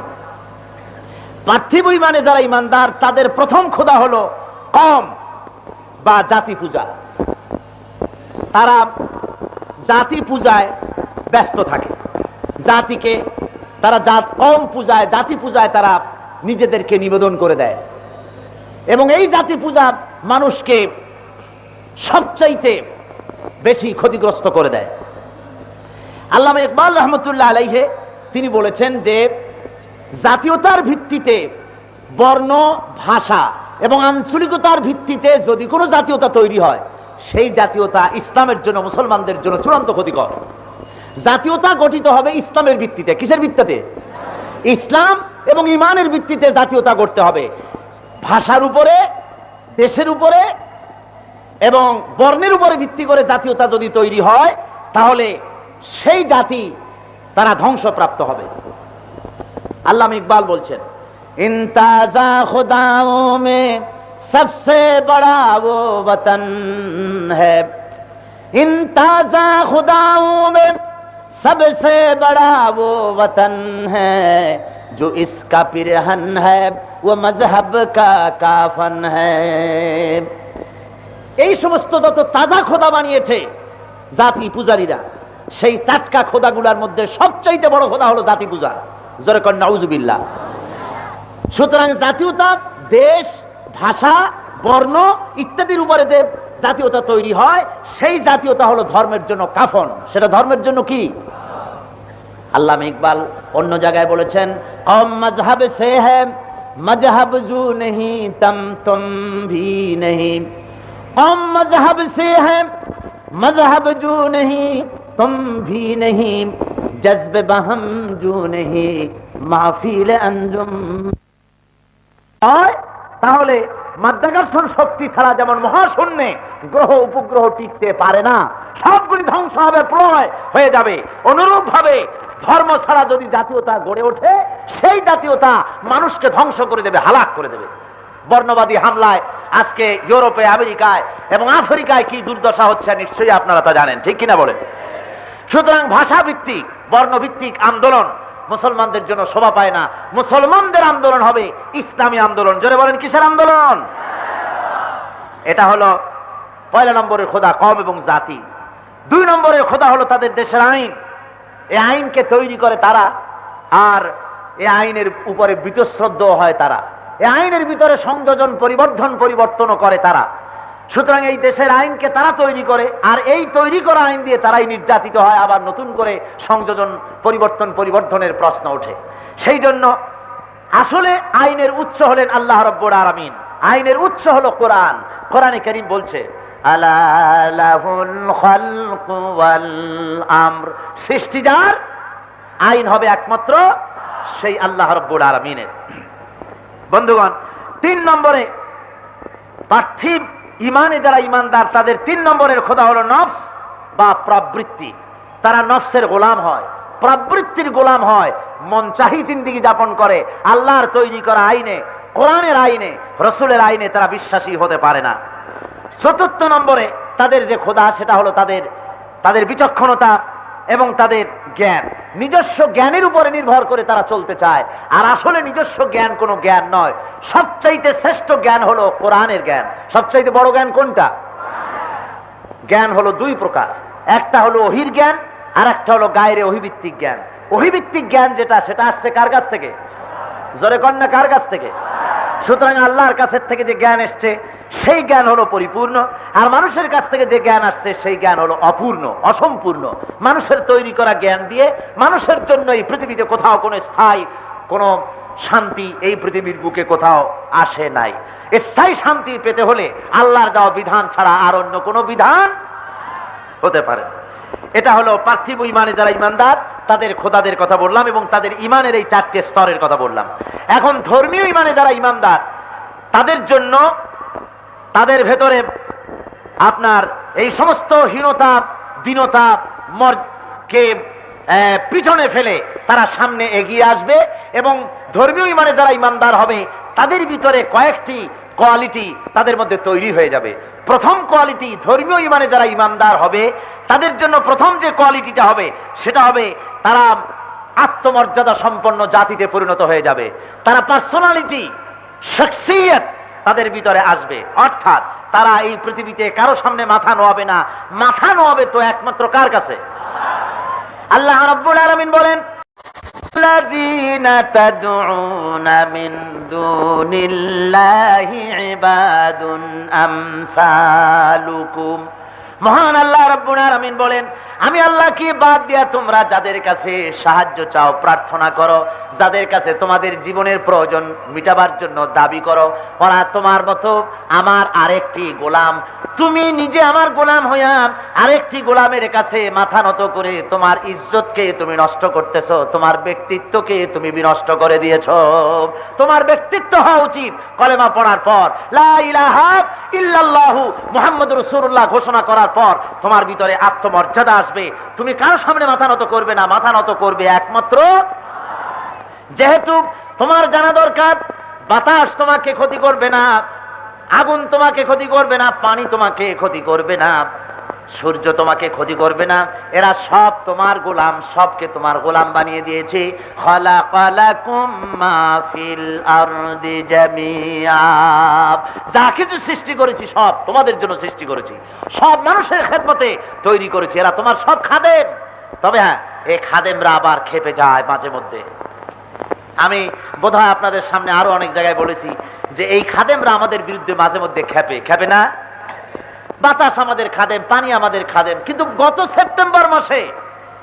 সেপ্টেম্বর মাসের প্রথম সপ্তাহে যে পানির নাম ছিল জীবন, সেপ্টেম্বরের শেষ ভাগে এসে পানির নাম হলো কি নাম হলো? মরণ হয়ে গেল। যে বাতাসের নাম জীবন, যে বাতাস আমাদেরকে অক্সিজেন সরবরাহ করে, সেই বাতাস, যে বাতাস না হলে বাঁচি না, সেই বাতাস গত মাসে যে প্রলয়ঙ্করী ঝড় হলো, সেই ঝড়ের মানুষ মারা গেল। তাহলে এই বাতাস, এই পানি আমার বিরুদ্ধে খেপে কেন?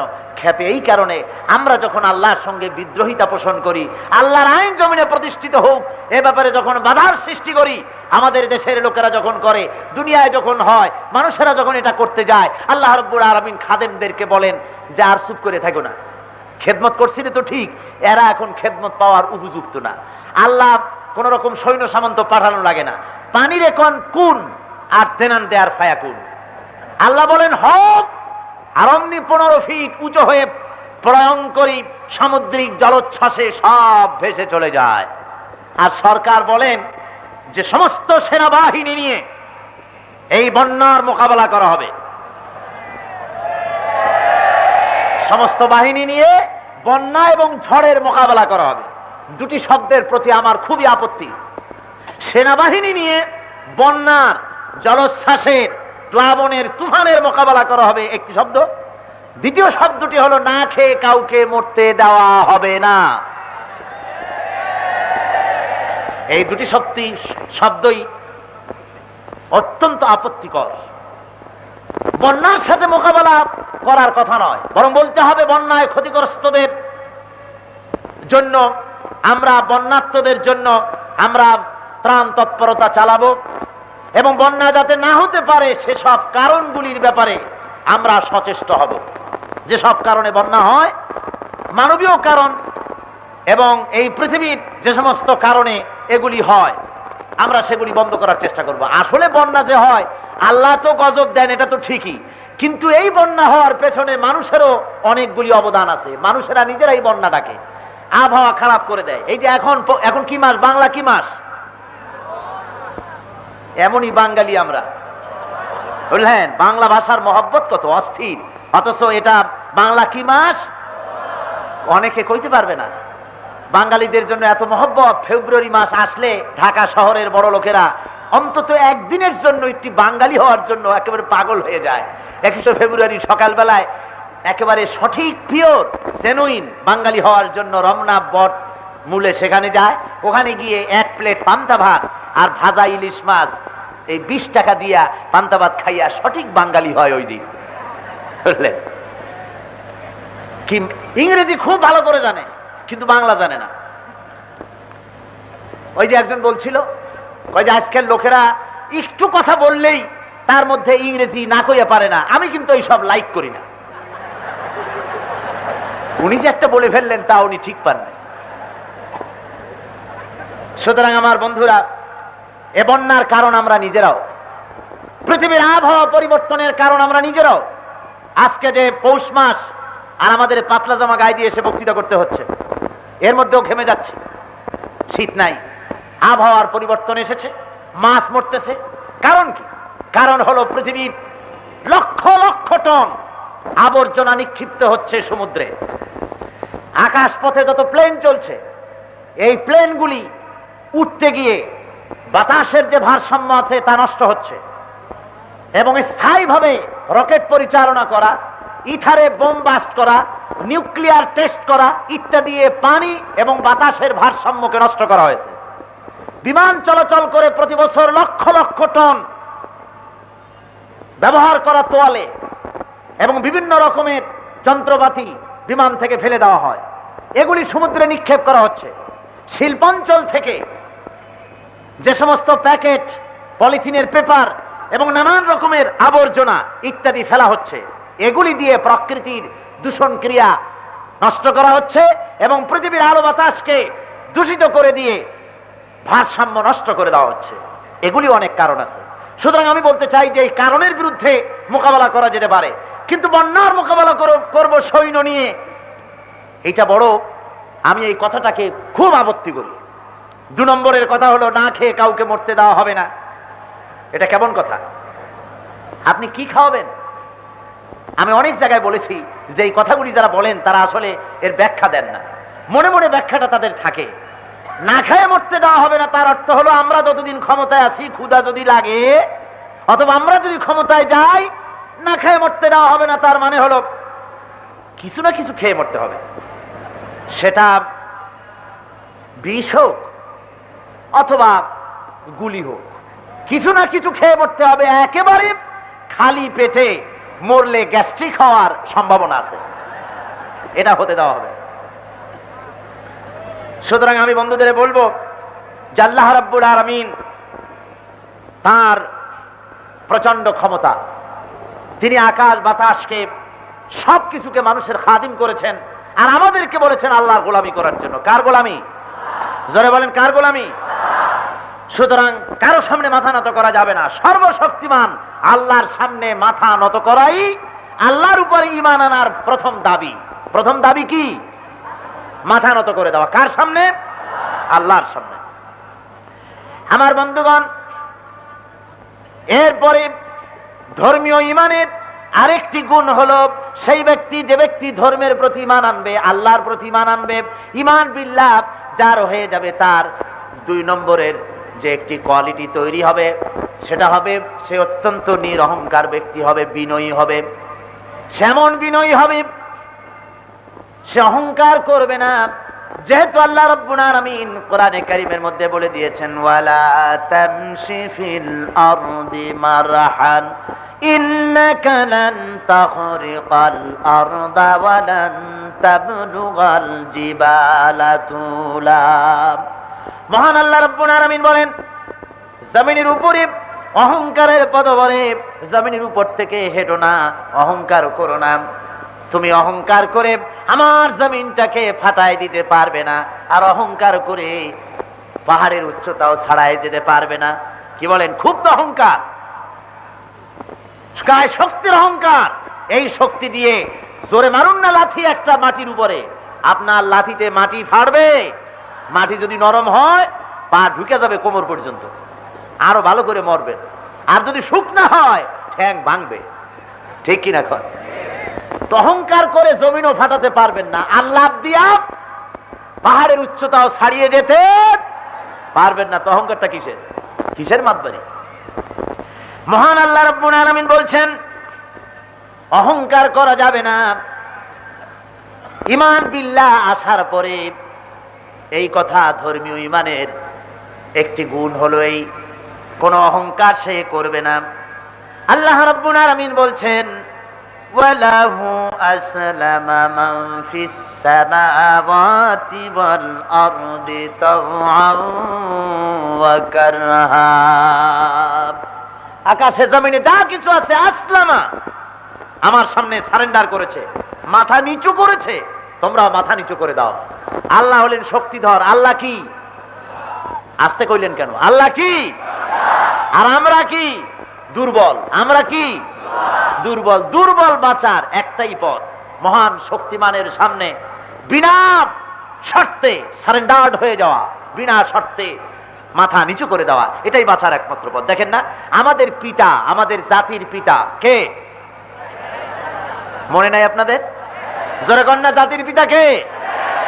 আমাদের জাতির পিতা ইব্রাহিম আলাইহিস সালাম কি আল্লাহ রাব্বুল আলামিন অর্ডার করলেন, বললেন আসলিম, সারেন্ডার করো, আত্মসমর্পণ করো। আমার পিতা, আপনার পিতা, গোটা মুসলিম জাতির পিতা হযরত ইব্রাহিম আলাইহিস সালাম একবারও এই প্রশ্ন করলেন না রব্বুল আলামিন কি শর্তে সারেন্ডার করব, কোন কোন ব্যাপারে সারেন্ডার করব, কোন প্রশ্ন না তুলে আল্লাহ বলেছেন আসলিম। আর সঙ্গে সঙ্গে আমাদের পিতা হযরত ইব্রাহিম আলাইহিস সালাম ঘোষণা দিলেন আসলামতু লিরাব্বিল আলামিন। সবাই পড়েন আমার সাথে, আসলামতু লিরাব্বিল আলামিন। সারেন্ডার হয়ে গেলাম সেই মহান প্রভুর সামনে, যিনি তামাম আসমান ও জমিনের স্রষ্টা। সুতরাং এই বিনয় এবং বিনম্রতা ধর্মীয় ঈমানের একটি অঙ্গ। ধর্মীয় ঈমানের আরেকটি অঙ্গ হলো ভরসা করতে হবে একমাত্র আল্লাহর উপরে। জোরে বলেন কার উপরে? আরো জোরে বলেন কার উপরে? আল্লাহ ছাড়া কার উপরে বিশ্বাস ভরসা করা যাবে না। মহান আল্লাহ রাব্বুল আলামিন বলেন, আমি আল্লাহকে ছাড়া অন্য কারো কাছে যদি তোমরা ভরসা করো, আত্মসমর্পণ করো, অন্য কাউকে যদি ভরসা করো, কারো কাছে যদি তুমি নিজের জান মাল ইত্যাদি রক্ষার জন্য যদি তুমি বলো, সে দৃষ্টান্তটা হবে এভাবে, মাসালুল্লাযীনা ইত্তাখাযু মিন দুনিল্লাহি আউলিয়া কামাসালিল আনকাবুত ইত্তাখাযাত বাইতান ওয়া ইন্না আওহানাল বুয়ুত লাবাইতুল আনকাবুত। এটা হলো সেই দৃষ্টান্তের মতো যেমন মাকড়াসার জালের কাছে যদি কেউ আশ্রয় চায়, 10 নম্বর মহাবিপদ সংকেত দেখাতে বলা হয়েছে যখন, সেই সময় যদি ঘটিবাটি ছেলে পেলে আত্মীয় স্বজন নিয়ে মাকড়াসার জালের নিচে যদি জান বাঁচাবার জন্য কেউ আশ্রয় চায়, তাহলে এর চাইতে অসুবিধার কি হতে পারে?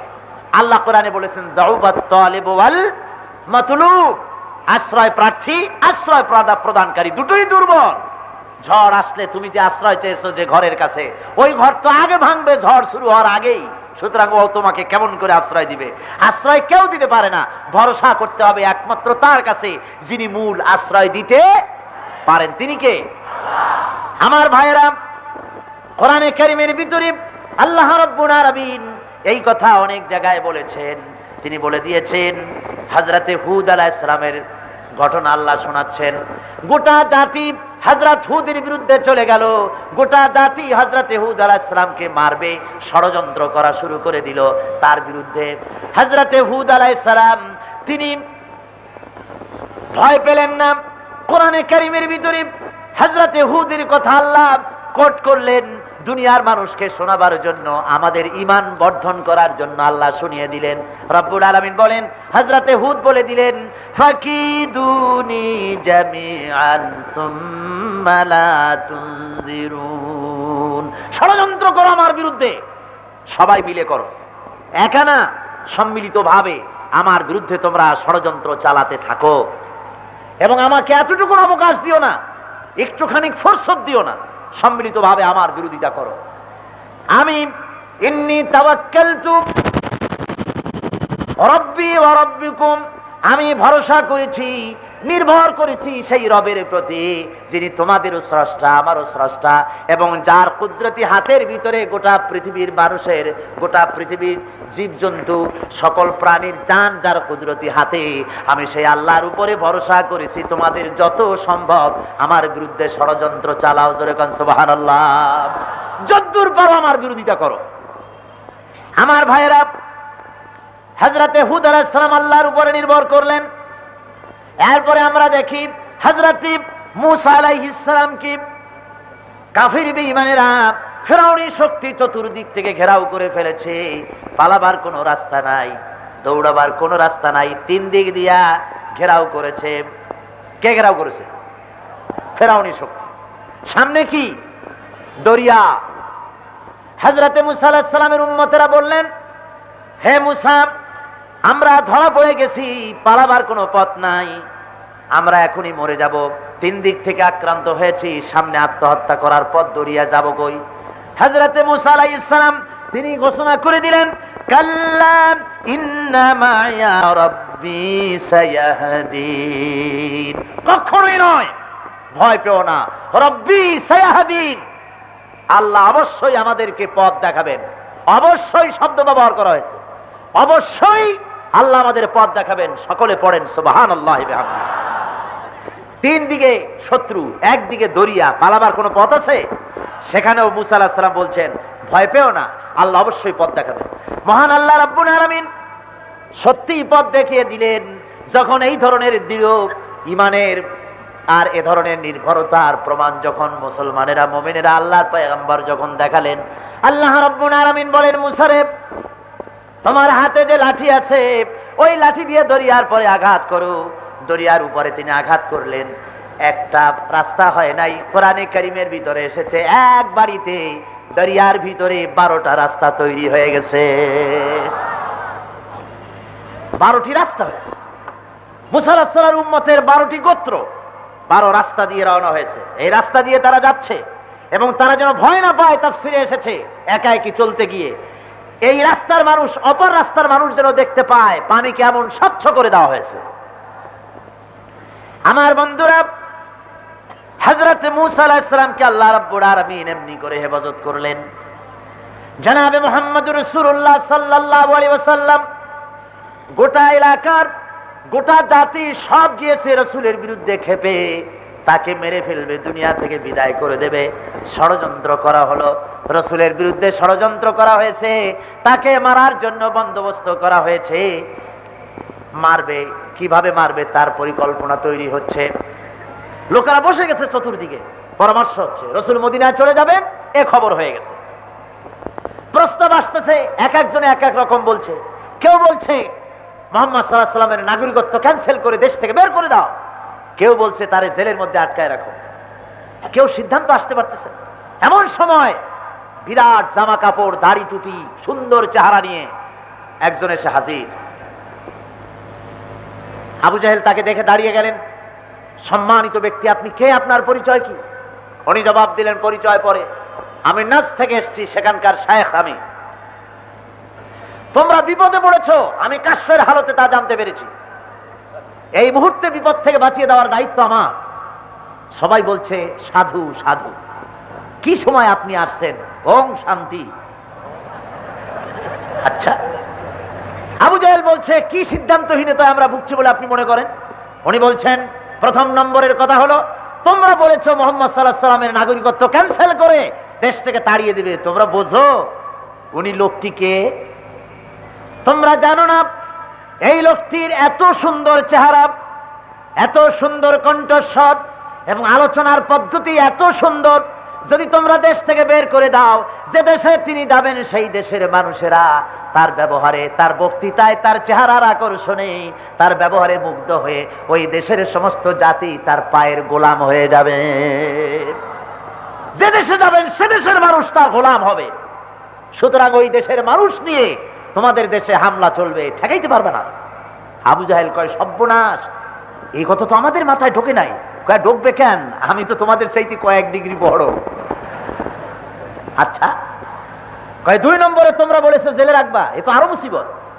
কয় কি রকম? কয় জেলের ভিতরে থুইলে, জেলের ভিতরে যত চোর আছে, ডাকাত আছে, দস্যু আছে, যত লোক আছে, এই সংক্ষিপ্ত পরিমণ্ডলে, পরিসরে সমস্ত লোকগুলি মুহাম্মদ সাল্লাল্লাহু আলাইহি ওয়াসাল্লামের চেহারা দেখে, তার আলোচনা শুনে, তার ব্যবহারে সব পাগল হয়ে যাবে।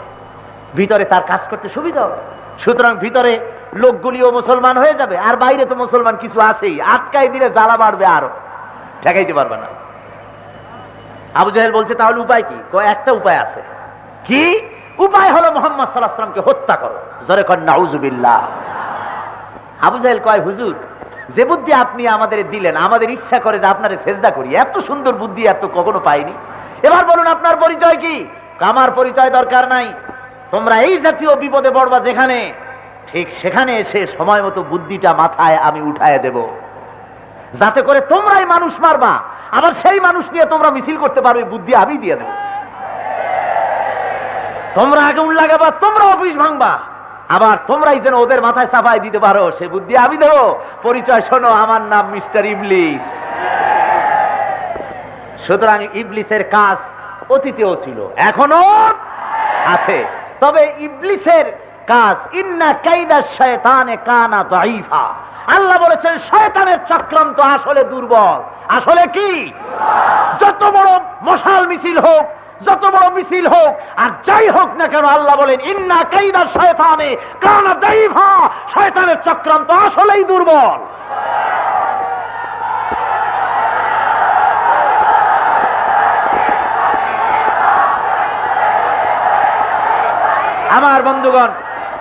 আমার বন্ধুগণ, শয়তানির ধরনটা দেখুন। আজকের ওনারা জবাব দিয়েছেন, তবু আমি না বলে পারি না। আজকের পত্রিকা, এই যে বাংলার বাণীটা, পত্রিকায় লিখছে মৌলানা আজাদ সাহেব, উনি মুক্তিযোদ্ধাদের বলেছেন জারজ সন্তান। জোরে কর নাউজুবিল্লাহ। এই লক্ষ লক্ষ জনতা আপনারা বলেন মৌলানা আজাদের মুখ থেকে এমন কথা কালকে বেরিয়েছে? জোরে বলেন বেরিয়েছে। তাহলে এই বাংলার বাণীর সাংবাদিক এই চট্টগ্রামে কে যেমন মিথ্যা কথা বলতে পারলো এবং আমার কথা বলেছে? আমি নাকি কালকে বলেছি সৌদি আরবের মানুষ কান্দা হয়রান হয়ে গেছে। আমি কি তাই বলেছি? আমি বলেছি সৌদি আরবে অবস্থানরত বাংলাদেশি মুসলমানেরা কেঁদেছে। আর কথাগুলির ইঙ্গিতটা দেখেন। আমি বলবো এই ধরনের সাংবাদিকতা বন্ধ করো, আল্লাহ তোমাদের উপরে রহম করবেন। জোরে কোন আমিন। আরো জোরে বলেন আমিন। ওদের জন্য শুধু আমার করুণা হয়, দয়া হয়, এদের জন্য আল্লাহ ওদেরকে হেদায়েত করুন। জোরে কোন আমিন। আরো জোরে বলেন আমিন। তোমরা তোমাদের চাল চালতে থাকো, আল্লাহ তার কাজ করতে থাকবেন। জোরে কোন আলহামদুলিল্লাহ, জোরে কোন সুবহানাল্লাহ। আমার ভাইয়েরা, বলতেছিলাম ওরা রাসূলকে মারতে চেষ্টা করলো। রাসূল তিনি হিজরত করলেন, আল্লাহ অর্ডার করলেন আপনি হিজরত করুন, মদিনায় চলে যান। ওরা মারতে আসলো, মারতে পারছিল? পারছিল? পারে নাই। কে হেফাজত করেছেন? আল্লাহ রাব্বুল আলামিন নবীজিকে ডেকে বলেছেন ওয়াল্লাহু ইয়াসিমুকা মিনান নাস। মহান আল্লাহ রাব্বুল আলামিন বলেন, হে নবী, মানুষের সব ষড়যন্ত্র থেকে আমি আল্লাহ আপনারে হেফাজত করব। আমি আল্লাহ আপনাকে হেফাজত করব। হযরত খাদিজাতুল কুবরা রাদিয়াল্লাহু তাআলা আনহা ইন্তেকাল করেছেন। হুজুরের চাচা আবু তালেব ইন্তেকাল করেছেন। রাসূল রাস্তায় রাস্তায় একা একা ঘোরেন। মুসলমানেরা দিনের বেলায় সাহস করে না হুজুরের সঙ্গে দেখা করতে। এখনো অনেক মুসলমান আছে, যখন জোয়ার থাকে ইসলামের, সব সামনে আসে, আসসালামু আলাইকুম হুজুর কেমন আছেন। আবার যখন দুর্দিন দেখে তখন পালায় বেড়ায়, জোরে বাবা যদি শোনে যে আমার বাড়ি আসছে তাহলে তো খাইছে, আমার বাড়ি দোকান সব ভাঙিয়ে ফেলাবে। কি বলেন, আছে না এমন? জোরে কোন আছে না? এই দুর্বল ইমাম থেকে উতরে আসতে হবে। রাসূল পাক সাল্লাল্লাহু আলাইহি ওয়াসাল্লাম একা একা হাঁটেন, মনটা বড় বিষণ্ণ। আহারে, ইসলাম প্রচার কিভাবে করব? আল্লাহ রাব্বুল আলামিন তার নবী কি এই বিষণ্ণ অবস্থায়, দুঃখের সময় আল্লাহ রাব্বুল আলামিন হুজুরকে ডেকে সান্ত্বনা দিয়ে দিলেন, ইয়া আইয়ুহান নাবিয়্যু হাসবুকাল্লাহ। হে নবী, আমি আপনার জন্য যথেষ্ট। কেন চিন্তা করেন? আমি আল্লাহ আপনার জন্য যথেষ্ট। ধরে বলেন সুবহানাল্লাহ। সুতরাং আল্লাহ আছে আমাদের সাথে, আল্লাহ আছে। আমার ভাইয়েরা, আল্লাহ রাব্বুল আলামিন তার হাবিবকে হিজরতের অর্ডার দিলেন, তিনি হিজরত করলেন আর গুহার মধ্যে গিয়া লুকালেন। হযরতে আবু বকর সিদ্দিক রাদিয়াল্লাহু তাআলা আনহুরে নিয়া গুহার ভিতরে প্রবেশ করলেন। রাসূল বলেন, আবু বকর একটু বসো, সারা রাত হেঁটে হেঁটে পায়ে ব্যথা হয়ে গেছে, আমি তোমার উরুর উপরে মাথা রেখে একটু ঘুমাইয়া যাই। হুজুর ঘুমাইয়া গেলেন। হযরত আবু বকর লক্ষ্য করে দেখলেন চতুর্দিকে অনেকগুলি ছিদ্র। কোন ছিদ্র দিয়া সাপ বা বিচ্ছু এসে দংশন করে নাকি। হযরত আবু বকর নিজের গায়ের চাদর ছিঁড়ে ছিঁড়ে গর্ত বন্ধ করতে লাগলেন। কয়েকটা গর্ত বন্ধ করা গেল না, পাও দিয়ে চেপে ধরলেন। এক পাহাড়িয়া বিষধর সাপ বেরোবার অনেক চেষ্টা করে পথ না পাইয়া হযরত আবু বকরের পায়ের উপরে দংশন করেছেন। হযরত আবু বকর যন্ত্রণায় ছটফট করছেন, চোখ দিয়া পানি দরদর করে পড়ছে। আল্লাহর নবীর ঘুম ভেঙে গেল, তাকিয়ে দেখেন হযরত আবু বকরের চোখে পানি। হুজুর ডেকে বলেন, আবু বকর রে, গুহার ভিতরে বসে কান্দো কেন? তোমার স্ত্রীর কথা, ছেলে মেয়ের কথা, বাড়ির কথা মনে পড়ে গেল নাকি?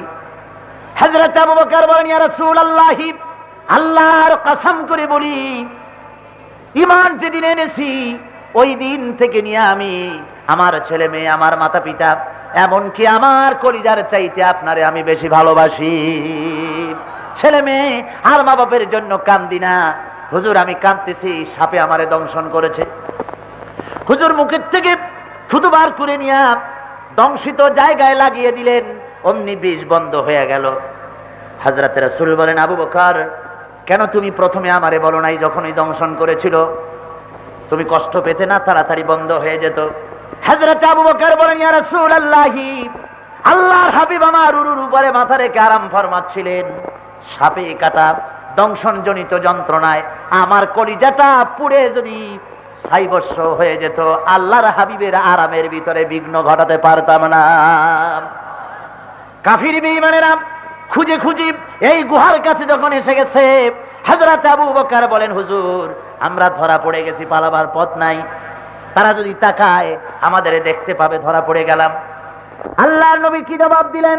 সূরা তাওবার ভিতরে রব্বুল আলামিন ঘোষণা করেন নবীর কথা, ইযহুমা ফিল গার ইয ইয়াকুলু লিসাহিবিহি লা তাহজান ইন্নাল্লাহা মা'ানা।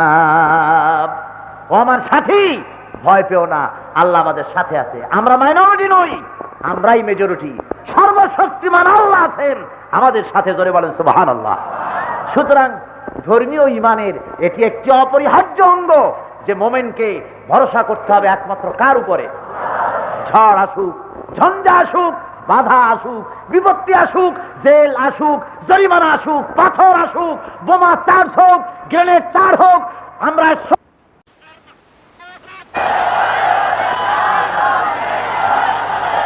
আমার বন্ধুগণ, আল্লাহর উপরে নির্ভরতা এটি অন্যতম কোয়ালিটি। এরপরে আল্লাহ রাব্বুল আলামিনের এই ধর্মীয় ঈমানের আরেকটি অপরিহার্য গুণ যেটা তৈরি হয়ে যায় মুমিনের হওয়া উচিত, সেটা হলো নৈতিক সংশোধন, চারিত্রিক উন্নতি, আত্মার পবিত্রতা এবং কর্মে পরিশুদ্ধি তার গ্রহণ করতে হয় মুমিন ব্যক্তি। যেহেতু সে ঈমানদার, তার পারস্পরিক লেনদেন হবে অত্যন্ত সুন্দরভাবে, আইনের প্রতি শ্রদ্ধাবোধ তার ভিতরে বাড়বে, সে ওজনে কম দিবে না মুমিন ব্যক্তি। এই জন্য আল্লাহ বলছেন যে লাইসাল বিররা আন তুওয়াল্লু ওয়ুজুহাকুম কিবালাল মাশরিক ওয়াল মাগরিব, পূর্ব পশ্চিমে সেজদা দিলেই কিন্তু নেককার আর পুণ্যবান হওয়া যায় না। নেককার পুণ্যবান হওয়ার জন্য আপনি নামাজও পড়বেন, আবার এদিকে ওজনেও কম দেবেন, খাদ্যও ভেজাল দেবেন, এটা মুমিন হওয়ার লক্ষণ না। দেখেন না ভেজালের কায়দাটা কি? হ্যাঁ, সরিষার তেলের মধ্যে সোয়াবিন বা বাদাম তেল মিশাইয়া তারপরে এই টিনটু নাইনে রাখা এরপরে যায় নামাজ পড়তে। নামাজ শুরু করে দিল, আল্লাহু আকবার, আলহামদুলিল্লাহি রাব্বিল আলামিন আর রহমানির রহিম মালিক ইয়াউমিদ্দিন। মনে পড়ে গেল যে তেল যে ঘি যে এনে রেখেছি, ওই ঘিয়ের মধ্যে যে ভেজাল দিতে হবে সে কথা তো ওই সেলসম্যানকে বলা হয়নি। ও যদি খাঁটি ঘি বেশি বেলায় তাহলে তো আমার লাভ ভালো হবে না। সুতরাং দিল নামাজ ছাড়িয়া, ডাকে বললো, বসিরউদ্দিন শোন, ওই যে খাঁটি ঘিয়ের টিনটা আনছি, অর্ধেক নামাইয়া থুইয়া বাকি অর্ধেক ডালডা দিয়া ঘুটিয়া বাটার অয়েল মিশাইয়া তারপরে কবি যে একেবারে আল্লাহর কসম পিওর পাবনাইয়া ঘি, এরপরে বলে দিয়ে বুঝাই দিয়ে আল্লাহু আকবার ইয়াকা না'বুদু ওয়া ইয়াকা নাস্তাঈন ইহদিনাস সিরাতাল মুস্তাকিম, দিল একটা সেজদা। কোন এই ঈমানের কোনো দাম আছে? জোরে বলেন, কোনো মূল্য আছে? নাই। যেহেতু নৈতিকতার সংশোধন তার হয়নি, ঈমানদার ব্যক্তি ওজনে কম দেবে না, খাদ্যে ভেজাল দিবে না, জমিনের আইল ঠেলবে না, প্রতিবেশীর হক নষ্ট করবে না, শয়তানি বদমাশি করবে না, সে পরিপূর্ণ মুমিন হয়ে যাবে। যেহেতু তার চিন্তা আসবে আমি যেখানেই যাই সেখানে আল্লাহ আমাকে দেখছেন, ঠিক কিনা কোন? মহান আল্লাহ রাব্বুল আলামিন বলেন, ওয়ালিল্লাহিল মাশরিকু ওয়াল মাগরিবু ফাআইনামা তুওয়াল্লু ফাসাম্মা ওয়াজহুল্লাহ। পূর্ব পশ্চিমের মালিক হলেন আল্লাহ, অর্থাৎ সকল দিকের মালিক আল্লাহ। ফাইনামা তুআল্লু ফাসাম্মা ওয়াজহুল্লাহ, যেদিকে তুমি মুখ ফিরাও, যেদিকেই যাও সেদিকেই আল্লাহ। আল্লাহ ছাড়া কোনো জায়গা নাই, সব জায়গায় আল্লাহ আছে। কি বলেন? আপনাদের চট্টগ্রামে এমন কোন জায়গা আছে নাকি যেখানে বসে পাপ করা যাবে অথচ আল্লাহ ঠিক পাবে না? আছে নাকি? কোন পাহাড়িয়া এলাকা, বান্দরবান, তারপরে কি বলে কাপ্তাই, চন্দ্রঘোনা, অনেক পাহাড় আছে, গিরিপথ আছে, এই সব জায়গায় কোনো জায়গায় একটু আকাম করে সারা যাবে না? সারা পৃথিবীতে এমন কোন জায়গা আছে নাকি? নাই। আল্লাহ সব জায়গার খবর রাখেন এবং সব জায়গা তিনি দেখেন। সুতরাং এই নৈতিকতার গুণ তার ভিতরে তৈরি হয়ে যাবে। এটা হলো ধর্মীয় ঈমানের অপরিহার্য গুণ, এটা হতে হবে। আরেকটি গুণ ধর্মীয় ঈমানে তৈরি হয় এবং হতে হবে, সেটা হলো সাহসিকতা। ঈমানদার হবে সাহসী। ঈমানদার কি হবে? সে মৃত্যুর ভয় পাবে না। মৃত্যুর ভয় পাবে নাকি? আর মিয়া মৃত্যু তো হবেই। দুনিয়া যখন আসছি খাম খুঁটি জড়াই ধরিয়া বাঁচে থাকতে পারবো নাকি? না, মরা লাগবেই, মরতেই হবে। এবং এই মৃত্যুর থেকে কেউ রেহাই পাবে না। আল্লাহ রাব্বুল আলামিন বলেন, قل إن الموت الذي تفرون منه فإنه ملاقيكم। যে মৃত্যু থেকে তুমি পালাও, যে মৃত্যুর থেকে তুমি পালিয়ে বেড়াতে চাও, এ মৃত্যু তোমাকে স্পর্শ করবে একদিন। এ মৌতের হাত থেকে তুমি কোন রকম রেহাই পাবে না। মৃত্যু অবশ্যম্ভাবী, আজ হোক কাল হোক তোমাকে মরতে হবে। সুতরাং তোমার ঈমান মজবুত এভাবে হওয়া দরকার যে আল্লাহ ছাড়া তোমার মৌত কেউ দিতে পারবে না।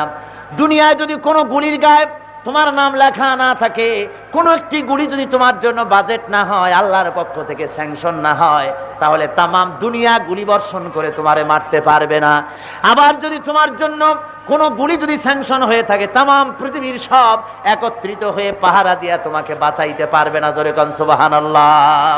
এই কথাই আল্লাহ রাব্বুল আলামিন কোরআনে কারীমের ভিতরে সুন্দর করে ঘোষণা করেছেন, ওয়া মা হুম বিদারিনা বিহি মিন আহাদিন বিইذনিল্লাহ। তামাম পৃথিবীর সমস্ত শক্তিও যদি একত্রিত হয়, তোমার একগাছা পশমও তারা ক্ষতি করতে পারবে না। আল্লাহর হুকুম ছাড়া কোনো ক্ষতি করতে কেউ পারবে না।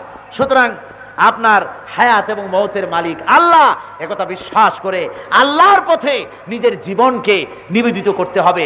ওই আল্লাহ ছাড়া হায়াত ও মওতের মালিক কেউ নেই। হায়াতের মালিক কে? এত আস্তে কেন কন? জোরে বলেন, হায়াতের মালিক কে? আরো জোরে বলেন, মওতের মালিক কে? সুতরাং হায়াত এবং মওতের মালিক যিনি, সেই আল্লাহ রাব্বুল আলামিনের উপরে ঈমান মজবুত হয়ে যায় মুমিনের। আল্লাহ ছাড়া কেউ কাউর আপনার কোনো ক্ষতি কেউ করতে পারে না, আপনার ধ্বংস কেউ আনতে পারে না। ভালো এবং ক্ষতি সবকিছু হয় আল্লাহর তরফ থেকে। খাইরিহি ওয়া শাররিহি মিনাল্লাহি তাআলা। এই যখন অবস্থা, আল্লাহ রাব্বুল আলামিন তখন বলতেছেন, ফালা তাখাফুহুম ওয়া খাফুনি ইন কুনতুম মুমিনিন। এটাই যখন অবস্থা, তখন দুনিয়ার কাউকে ভয় করো না, একমাত্র আল্লাহকে ভয় করো যদি তুমি মুমিন হও। কোন সন্ত্রাসকে ভয় করো না, কোন অস্ত্রকে ভয় করো না, ভয় করো একমাত্র আল্লাহকে। এই গুণগুলি যদি তৈরি হয়ে যায়, বুঝতে হবে ঈমান বিল্লাহ আপনার ভিতরে এসে গেছে। আল্লাহকে ঈমান, আল্লাহর প্রতি ঈমান আপনি আনতে পেরেছেন। এই গুণগুলি যদি আপনার ভিতরে তৈরি হয়ে যায়, আমার ভাইয়েরা, আমি আশা করব এই যে কথাগুলি আমি আপনাদের সামনে বললাম, এই কথাগুলি, এই পয়েন্টগুলি, শর্তগুলি যেন আল্লাহ আমাদের ভিতরে যেন পরিপূর্ণ করে দেন। জোরে বলেন আমিন। আরো জোরে বলেন আমিন। ওয়ালাকিন্নাল বিররা মান আমানা বিল্লাহ। পূর্ব পশ্চিমে কতবার মাথা ঘুরালেন, মাথা নত করলেন, এটাই প্রকৃত ঈমানের কোনো ব্যাপার না। আসল ব্যাপার হলো আল্লাহর প্রতি ঈমান। আসল ব্যাপার কি? আল্লাহর প্রতি ঈমান। সেই ঈমানের কিছু কথা আজকে আপনাদের সামনে বললাম। বাকি এ 10টি, মোট 10টি কোয়ালিটি লাগবে মুত্তাকি হওয়ার জন্য। কটি শর্ত? জোরে বলেন, কটি? এই শব্দগুলি, এই শর্তগুলি আমি আপনাদের সামনে ধীরে ধীরে আপনাদের সামনে পেশ করব, যাতে করে এই মৌলিক কথাগুলি দিয়ে আমাদের ঈমান তৈরি হয়, সত্যিকারের মুসলমান তৈরি হতে পারি এবং বাংলাদেশের মাটির উপরে আল্লাহর বিধান কায়েম করতে আমরা প্রস্তুত হতে পারি। আল্লাহ যেন তৌফিক দেন। জোরে বলেন আমিন। আরো জোরে বলেন আমিন। বসুন, সবাই বসেন, মোনাজাতে অংশগ্রহণ করুন। দাঁড়ানো যত ভাই আছেন সবাই বসে পড়ুন, সবাই বসুন। বালাগাল উলা বিকামালিহি কাশাফাদ-দুজা বিজামালিহি হাসুনাত জামিউ খিসালিহি সাল্লু আলাইহি ওয়া আলিহি। কেউ দাঁড়িয়ে থাকবে না। মোনাজাতের আদব হলো বসে মোনাজাত করা। আমি যতগুলো মানুষ দেখতেছি রাস্তায় আশেপাশে দূরে, সব বসে পড়েন, সবার জন্য দোয়া হবে। আর মোনাজাতের পরে বা জামাত এশার নামাজ হবে। কয়েকটি ঘোষণা আছে, শুনুন।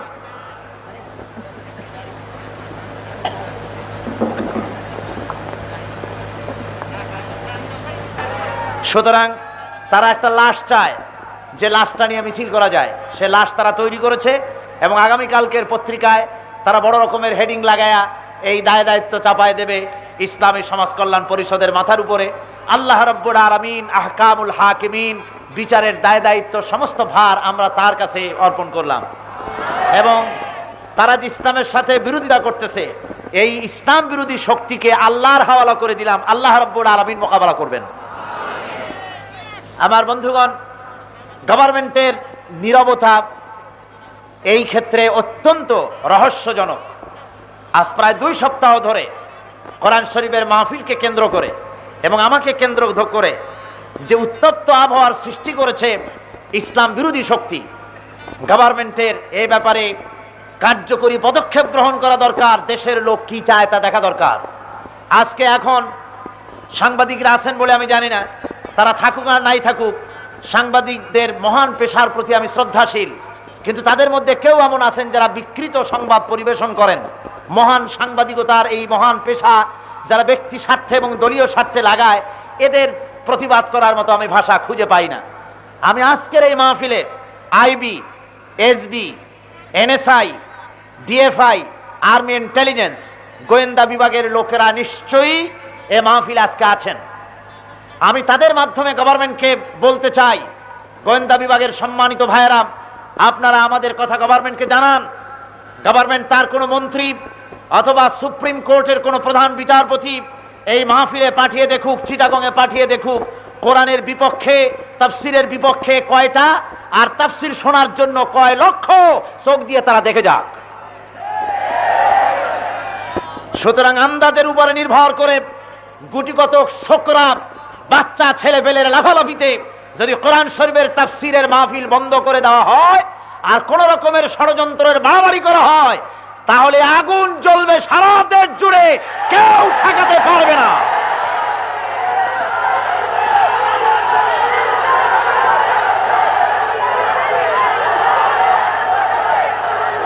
আমার ভাইয়েরা, আমার বন্ধুগণ, সবচাইতে বড় কথা, আমাদের ধৈর্য ধরতে হবে। কি করতে হবে? ইন্নাল্লাহা মাআস সাবিরিন। আল্লাহ রাব্বুল আলামিন ধৈর্যধারীদের সাথে থাকেন। বিচারের ভার আপনারা যদি নেন তা আল্লাহ কোনো বিচার করবেন না। বিচারের ভার কার হাতে দিবেন? আল্লাহর হাতে। আর আপনারা ধৈর্যের সাথে চলাফেরা করবেন। কোন সময় একা একা আসবেন না, দলবদ্ধ হয়ে মিছিল করে করে স্লোগান দিতে দিতে আসবেন। সব স্লোগান হবে পজিটিভ স্লোগান। স্লোগান দিবেন নারায়ে তাকবীর, আল্লাহু আকবার, ইসলাম ছাড়া অন্য কিছু মানি না, বিপ্লব বিপ্লব, ইসলামী বিপ্লব, আল কোরআনের আলো। বাস, এই স্লোগান দিতে দিতে মাঠে আসবেন। আর যাওয়ার সময় দলবদ্ধ হয়ে স্লোগান দিতে দিতে আপনারা যাবেন। যে মুসলমানের দাড়ি কামানো হয়েছে, মৌলানা বললেন আমার কলিজায় আঘাত লেগেছে। এটা দাড়িতে হাত দেয় নাই, রাসূল পাক সাল্লাল্লাহু আলাইহি ওয়াসাল্লামের গায়ে হাত দিয়েছে। সুতরাং এই বেয়াদবি আল্লাহ সহ্য করবেন না। আমার মনে হয় কোন মুসলমানের সন্তান এমন দুঃসাহস পোষণ করতে পারে না। জোরে বলেন, পারে? কোন মুসলমান পারে? সুতরাং কারা করতেছে বুঝতে হবে। আমি আপনাদেরকে অত্যন্ত ধৈর্যের সাথে মাহফিলে আপনারা যাতায়াত করবেন, দলবদ্ধ হয়ে স্লোগান দিয়ে আসবেন, মিছিল করে আসবেন, মিছিল করে যাবেন। আর আপনারা আল্লাহর এবং আল্লাহ রসুলের উপরে মহব্বত রেখে এই মাহফিলে সব শরীক হবেন। একজনে আরো 3 জন দাওয়াত দিবেন, আরো 10 জন দাওয়াত দিবেন। আপনার দাওয়াতে আরেকটি লোক যদি বেশি আসে আর কোরআনের তাফসীর শুনে তার যদি চরিত্র ভালো হয়ে যায়, দিনদার হয়, ইমানদার হয়, নামাজি হয়, পরহেজগার হয়, সুদ ছেড়ে দেয়, ঘুষ ছেড়ে দেয়, মদ ছেড়ে দেয়, তাহলে কিয়ামত পর্যন্ত কবরে বসে বসে সদকায়ে জারিয়ার সওয়াব আপনি পাবেন। জোরে বলেন আলহামদুলিল্লাহ। আর যদি কেউ বাধা দেয়, তাহলে কোরআন থেকে মাহরুম করার কারণে, বাধা দেওয়ার কারণে তার মৌত হবে জিল্লাতির মৌত, এবং জাহান্নাম হবে তার পাওনা। পাওনা হবে কি? সুতরাং কোরআন বিরোধীরা, তাফসীরের মাহফিলের বিরোধীরা জাহান্নামের কাজ করতেছে। কিসের কাজ করছে? আল্লাহ রাব্বুল আলামিন ওদেরকে হেদায়েত দান করুন, জোরে কোন আমিন। আজানের পরে, মোনাজাতের পরে আজান হবে বা জামাত নামাজ হবে, নামাজ না পড়ে কেউ যাবেন না। এবং আলোচনা অত্যন্ত গুরুত্বপূর্ণ, মানুষের, মুসলমানদের মৌলিক বিষয়ের উপর আলোচনা চলতেছে। আগামীকাল পরশু এভাবে আলোচনা চলতে থাকবে। মাহফিল এই প্যারেড ময়দানে 13 তারিখ পর্যন্ত হবেই হবে ইনশাআল্লাহ। বলেন ইনশাআল্লাহ। রক্তের বিনিময়, জানের বিনিময়, কোরআনের আয়াতকে উঁচু করে রাখবই। কাফেরদের কথা কি জানে আছে? কাফারু সুফলা কি যেন আয়াতটা? কালিমাতুল্লাহিল উলিয়া তো আছে। আগেরটা কি বলা হয়েছে কোরআনে কারীমের মধ্যে? সূরা তাওবার মধ্যে কালিমাতুল্লাযিনা কাফারু সুফলা, কাফেরদের কথা আল্লাহ নিচু করে দিবেন। ওয়া কালিমাতুল্লাহি হিয়াল উলিয়া, আর আল্লাহর কালাম, আল্লাহর কথা সর্বোচ্চ থাকবে। কোরআনের তাফসীর বাংলাদেশে এমন কোন বাপের সন্তান, এমন কোন মায়ের হালাল জাদা সন্তান জন্মায় নাই তাফসীর বন্ধ করে দিতে পারে।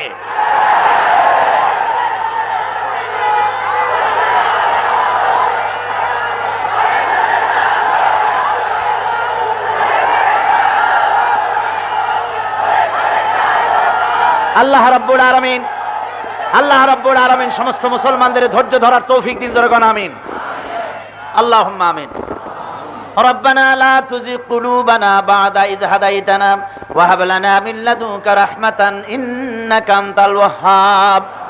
আয় আল্লাহ তাআলা, লক্ষ লক্ষ মুসলমান নরনারী তোমার কোরআনে কারীমের তাফসীর শোনার জন্য এসেছেন। আয় আল্লাহ, আলোচনার সওয়াবটুকু হুজুরে পুরনূর সাল্লাল্লাহু আলাইহি ওয়াসাল্লামের রূহ মুবারকে পৌঁছে দাও। तमाम পৃথিবীর মাটির নিচে যত মুমিন মুমিনাত শুয়ে আছে তাদের আর পরে সওয়াব পৌঁছায় দাও রব্বুল আলামিন। সারা জীবন ভর গুনাহ করেছি আমরা, আমাদের জানা অজানা শিরক বিদআত ছোট বড় সমস্ত গুনাহ খাতা আমাদের জন্য তুমি maaf করে দাও রব্বুল আলামিন। কোরআনে কারীমের তাফসীরের মাহফিল, আয় আল্লাহ, আমরা তোমার নবী দেখি নাই, নবীর সাহাবী দেখি নাই। আয় আল্লাহ, 1400 বছর পরে 3500 মাইল দূরে বাংলার জমিনে আমরা এসেছি।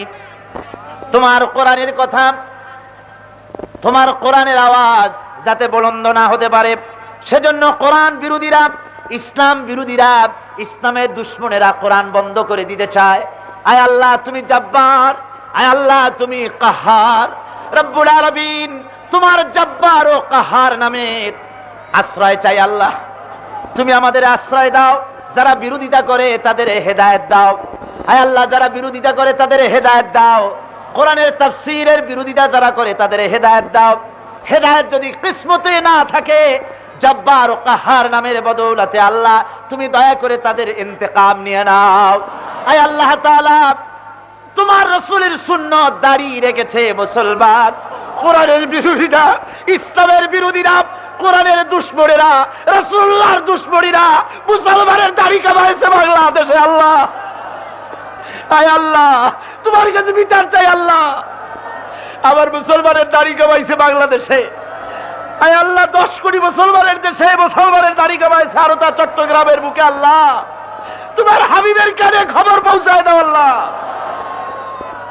আয় আল্লাহ, 70 বছরের বুড়া মানুষকে গাড়ি থেকে নামায় টর্চার করেছে, তাফসীর শোনার কারণে বাসের থেকে মানুষ নামায় পিটাইছে। আল্লাহ, চট্টগ্রামের জালিমদের হেদায়েত করো আল্লাহ। কোরআনের বিরুদ্ধে যারা মিছিল করে, যারা হরতাল করে, ধর্মঘট করে, আয় আল্লাহ তোমার কাছে বিচার চাই রব্বুল আলামিন। চিটাগংয়ের তাফসীরের মাহফিলের উপরে সারা বাংলাদেশ তাকায় থাকে। চট্টগ্রামের মুসলমানেরা ঈদের মতো মনে করে এই 5টা দিন লক্ষ লক্ষ মানুষের ঢল নেমে যায়, না খাবারের দিকে তাকায়, না বিশ্রামের দিকে তাকায়। আর তাফসীরের মাহফিল যারা করেন, কালো হয়ে যায় একটা মানুষ খাটতে খাটতে। আল্লাহ, তোমার কোরআনের ইজ্জত বাংলাদেশে তুমি টিকায় রাখো আল্লাহ। আল্লাহ, সারা বাংলাদেশ জুড়ে চক্রান্ত চলছে কোরআনের বিরুদ্ধে, আমার বিরুদ্ধে সরাসরি করছে, কিন্তু আসলে তো কোরআনের বিরুদ্ধে। আল্লাহ, তুমি তো জানো কোরআনের বিরুদ্ধে ষড়যন্ত্র হচ্ছে, ইসলামের বিরুদ্ধে ষড়যন্ত্র হচ্ছে। আল্লাহ, আয় আল্লাহ, এই ষড়যন্ত্রের ব্যাপারে আমরা তোমার কাছে আশ্রয় চাই।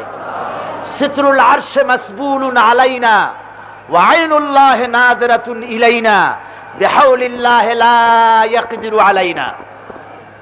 আল্লাহুম্মা কফিনাহু বিমা শি'তা। আল্লাহুম্মা ইন্না নাজআলুকা ফি নুহুরিহিম ওয়া নাউযু বিকা মিন শুরুরিহিম। রব্বুল আলামিন, লক্ষ লক্ষ মানুষ মাহফিলে আসে আর যায়, সকলের নিরাপত্তার দায়িত্ব তুমি গ্রহণ করো আল্লাহ।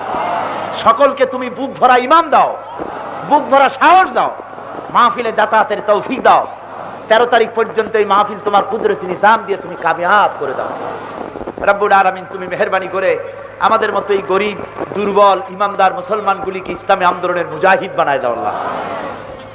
ربنا تقبل منا إنك أنت السميع العليم وتب علينا إنك أنت التواب الرحيم سبحان ربك رب العزة عما يصفون وسلام على المرسلين والحمد لله رب العالمين واجعل آخر كلمتنا عند الموت لا إله إلا الله محمد رسول الله. السلام عليكم ورحمة الله.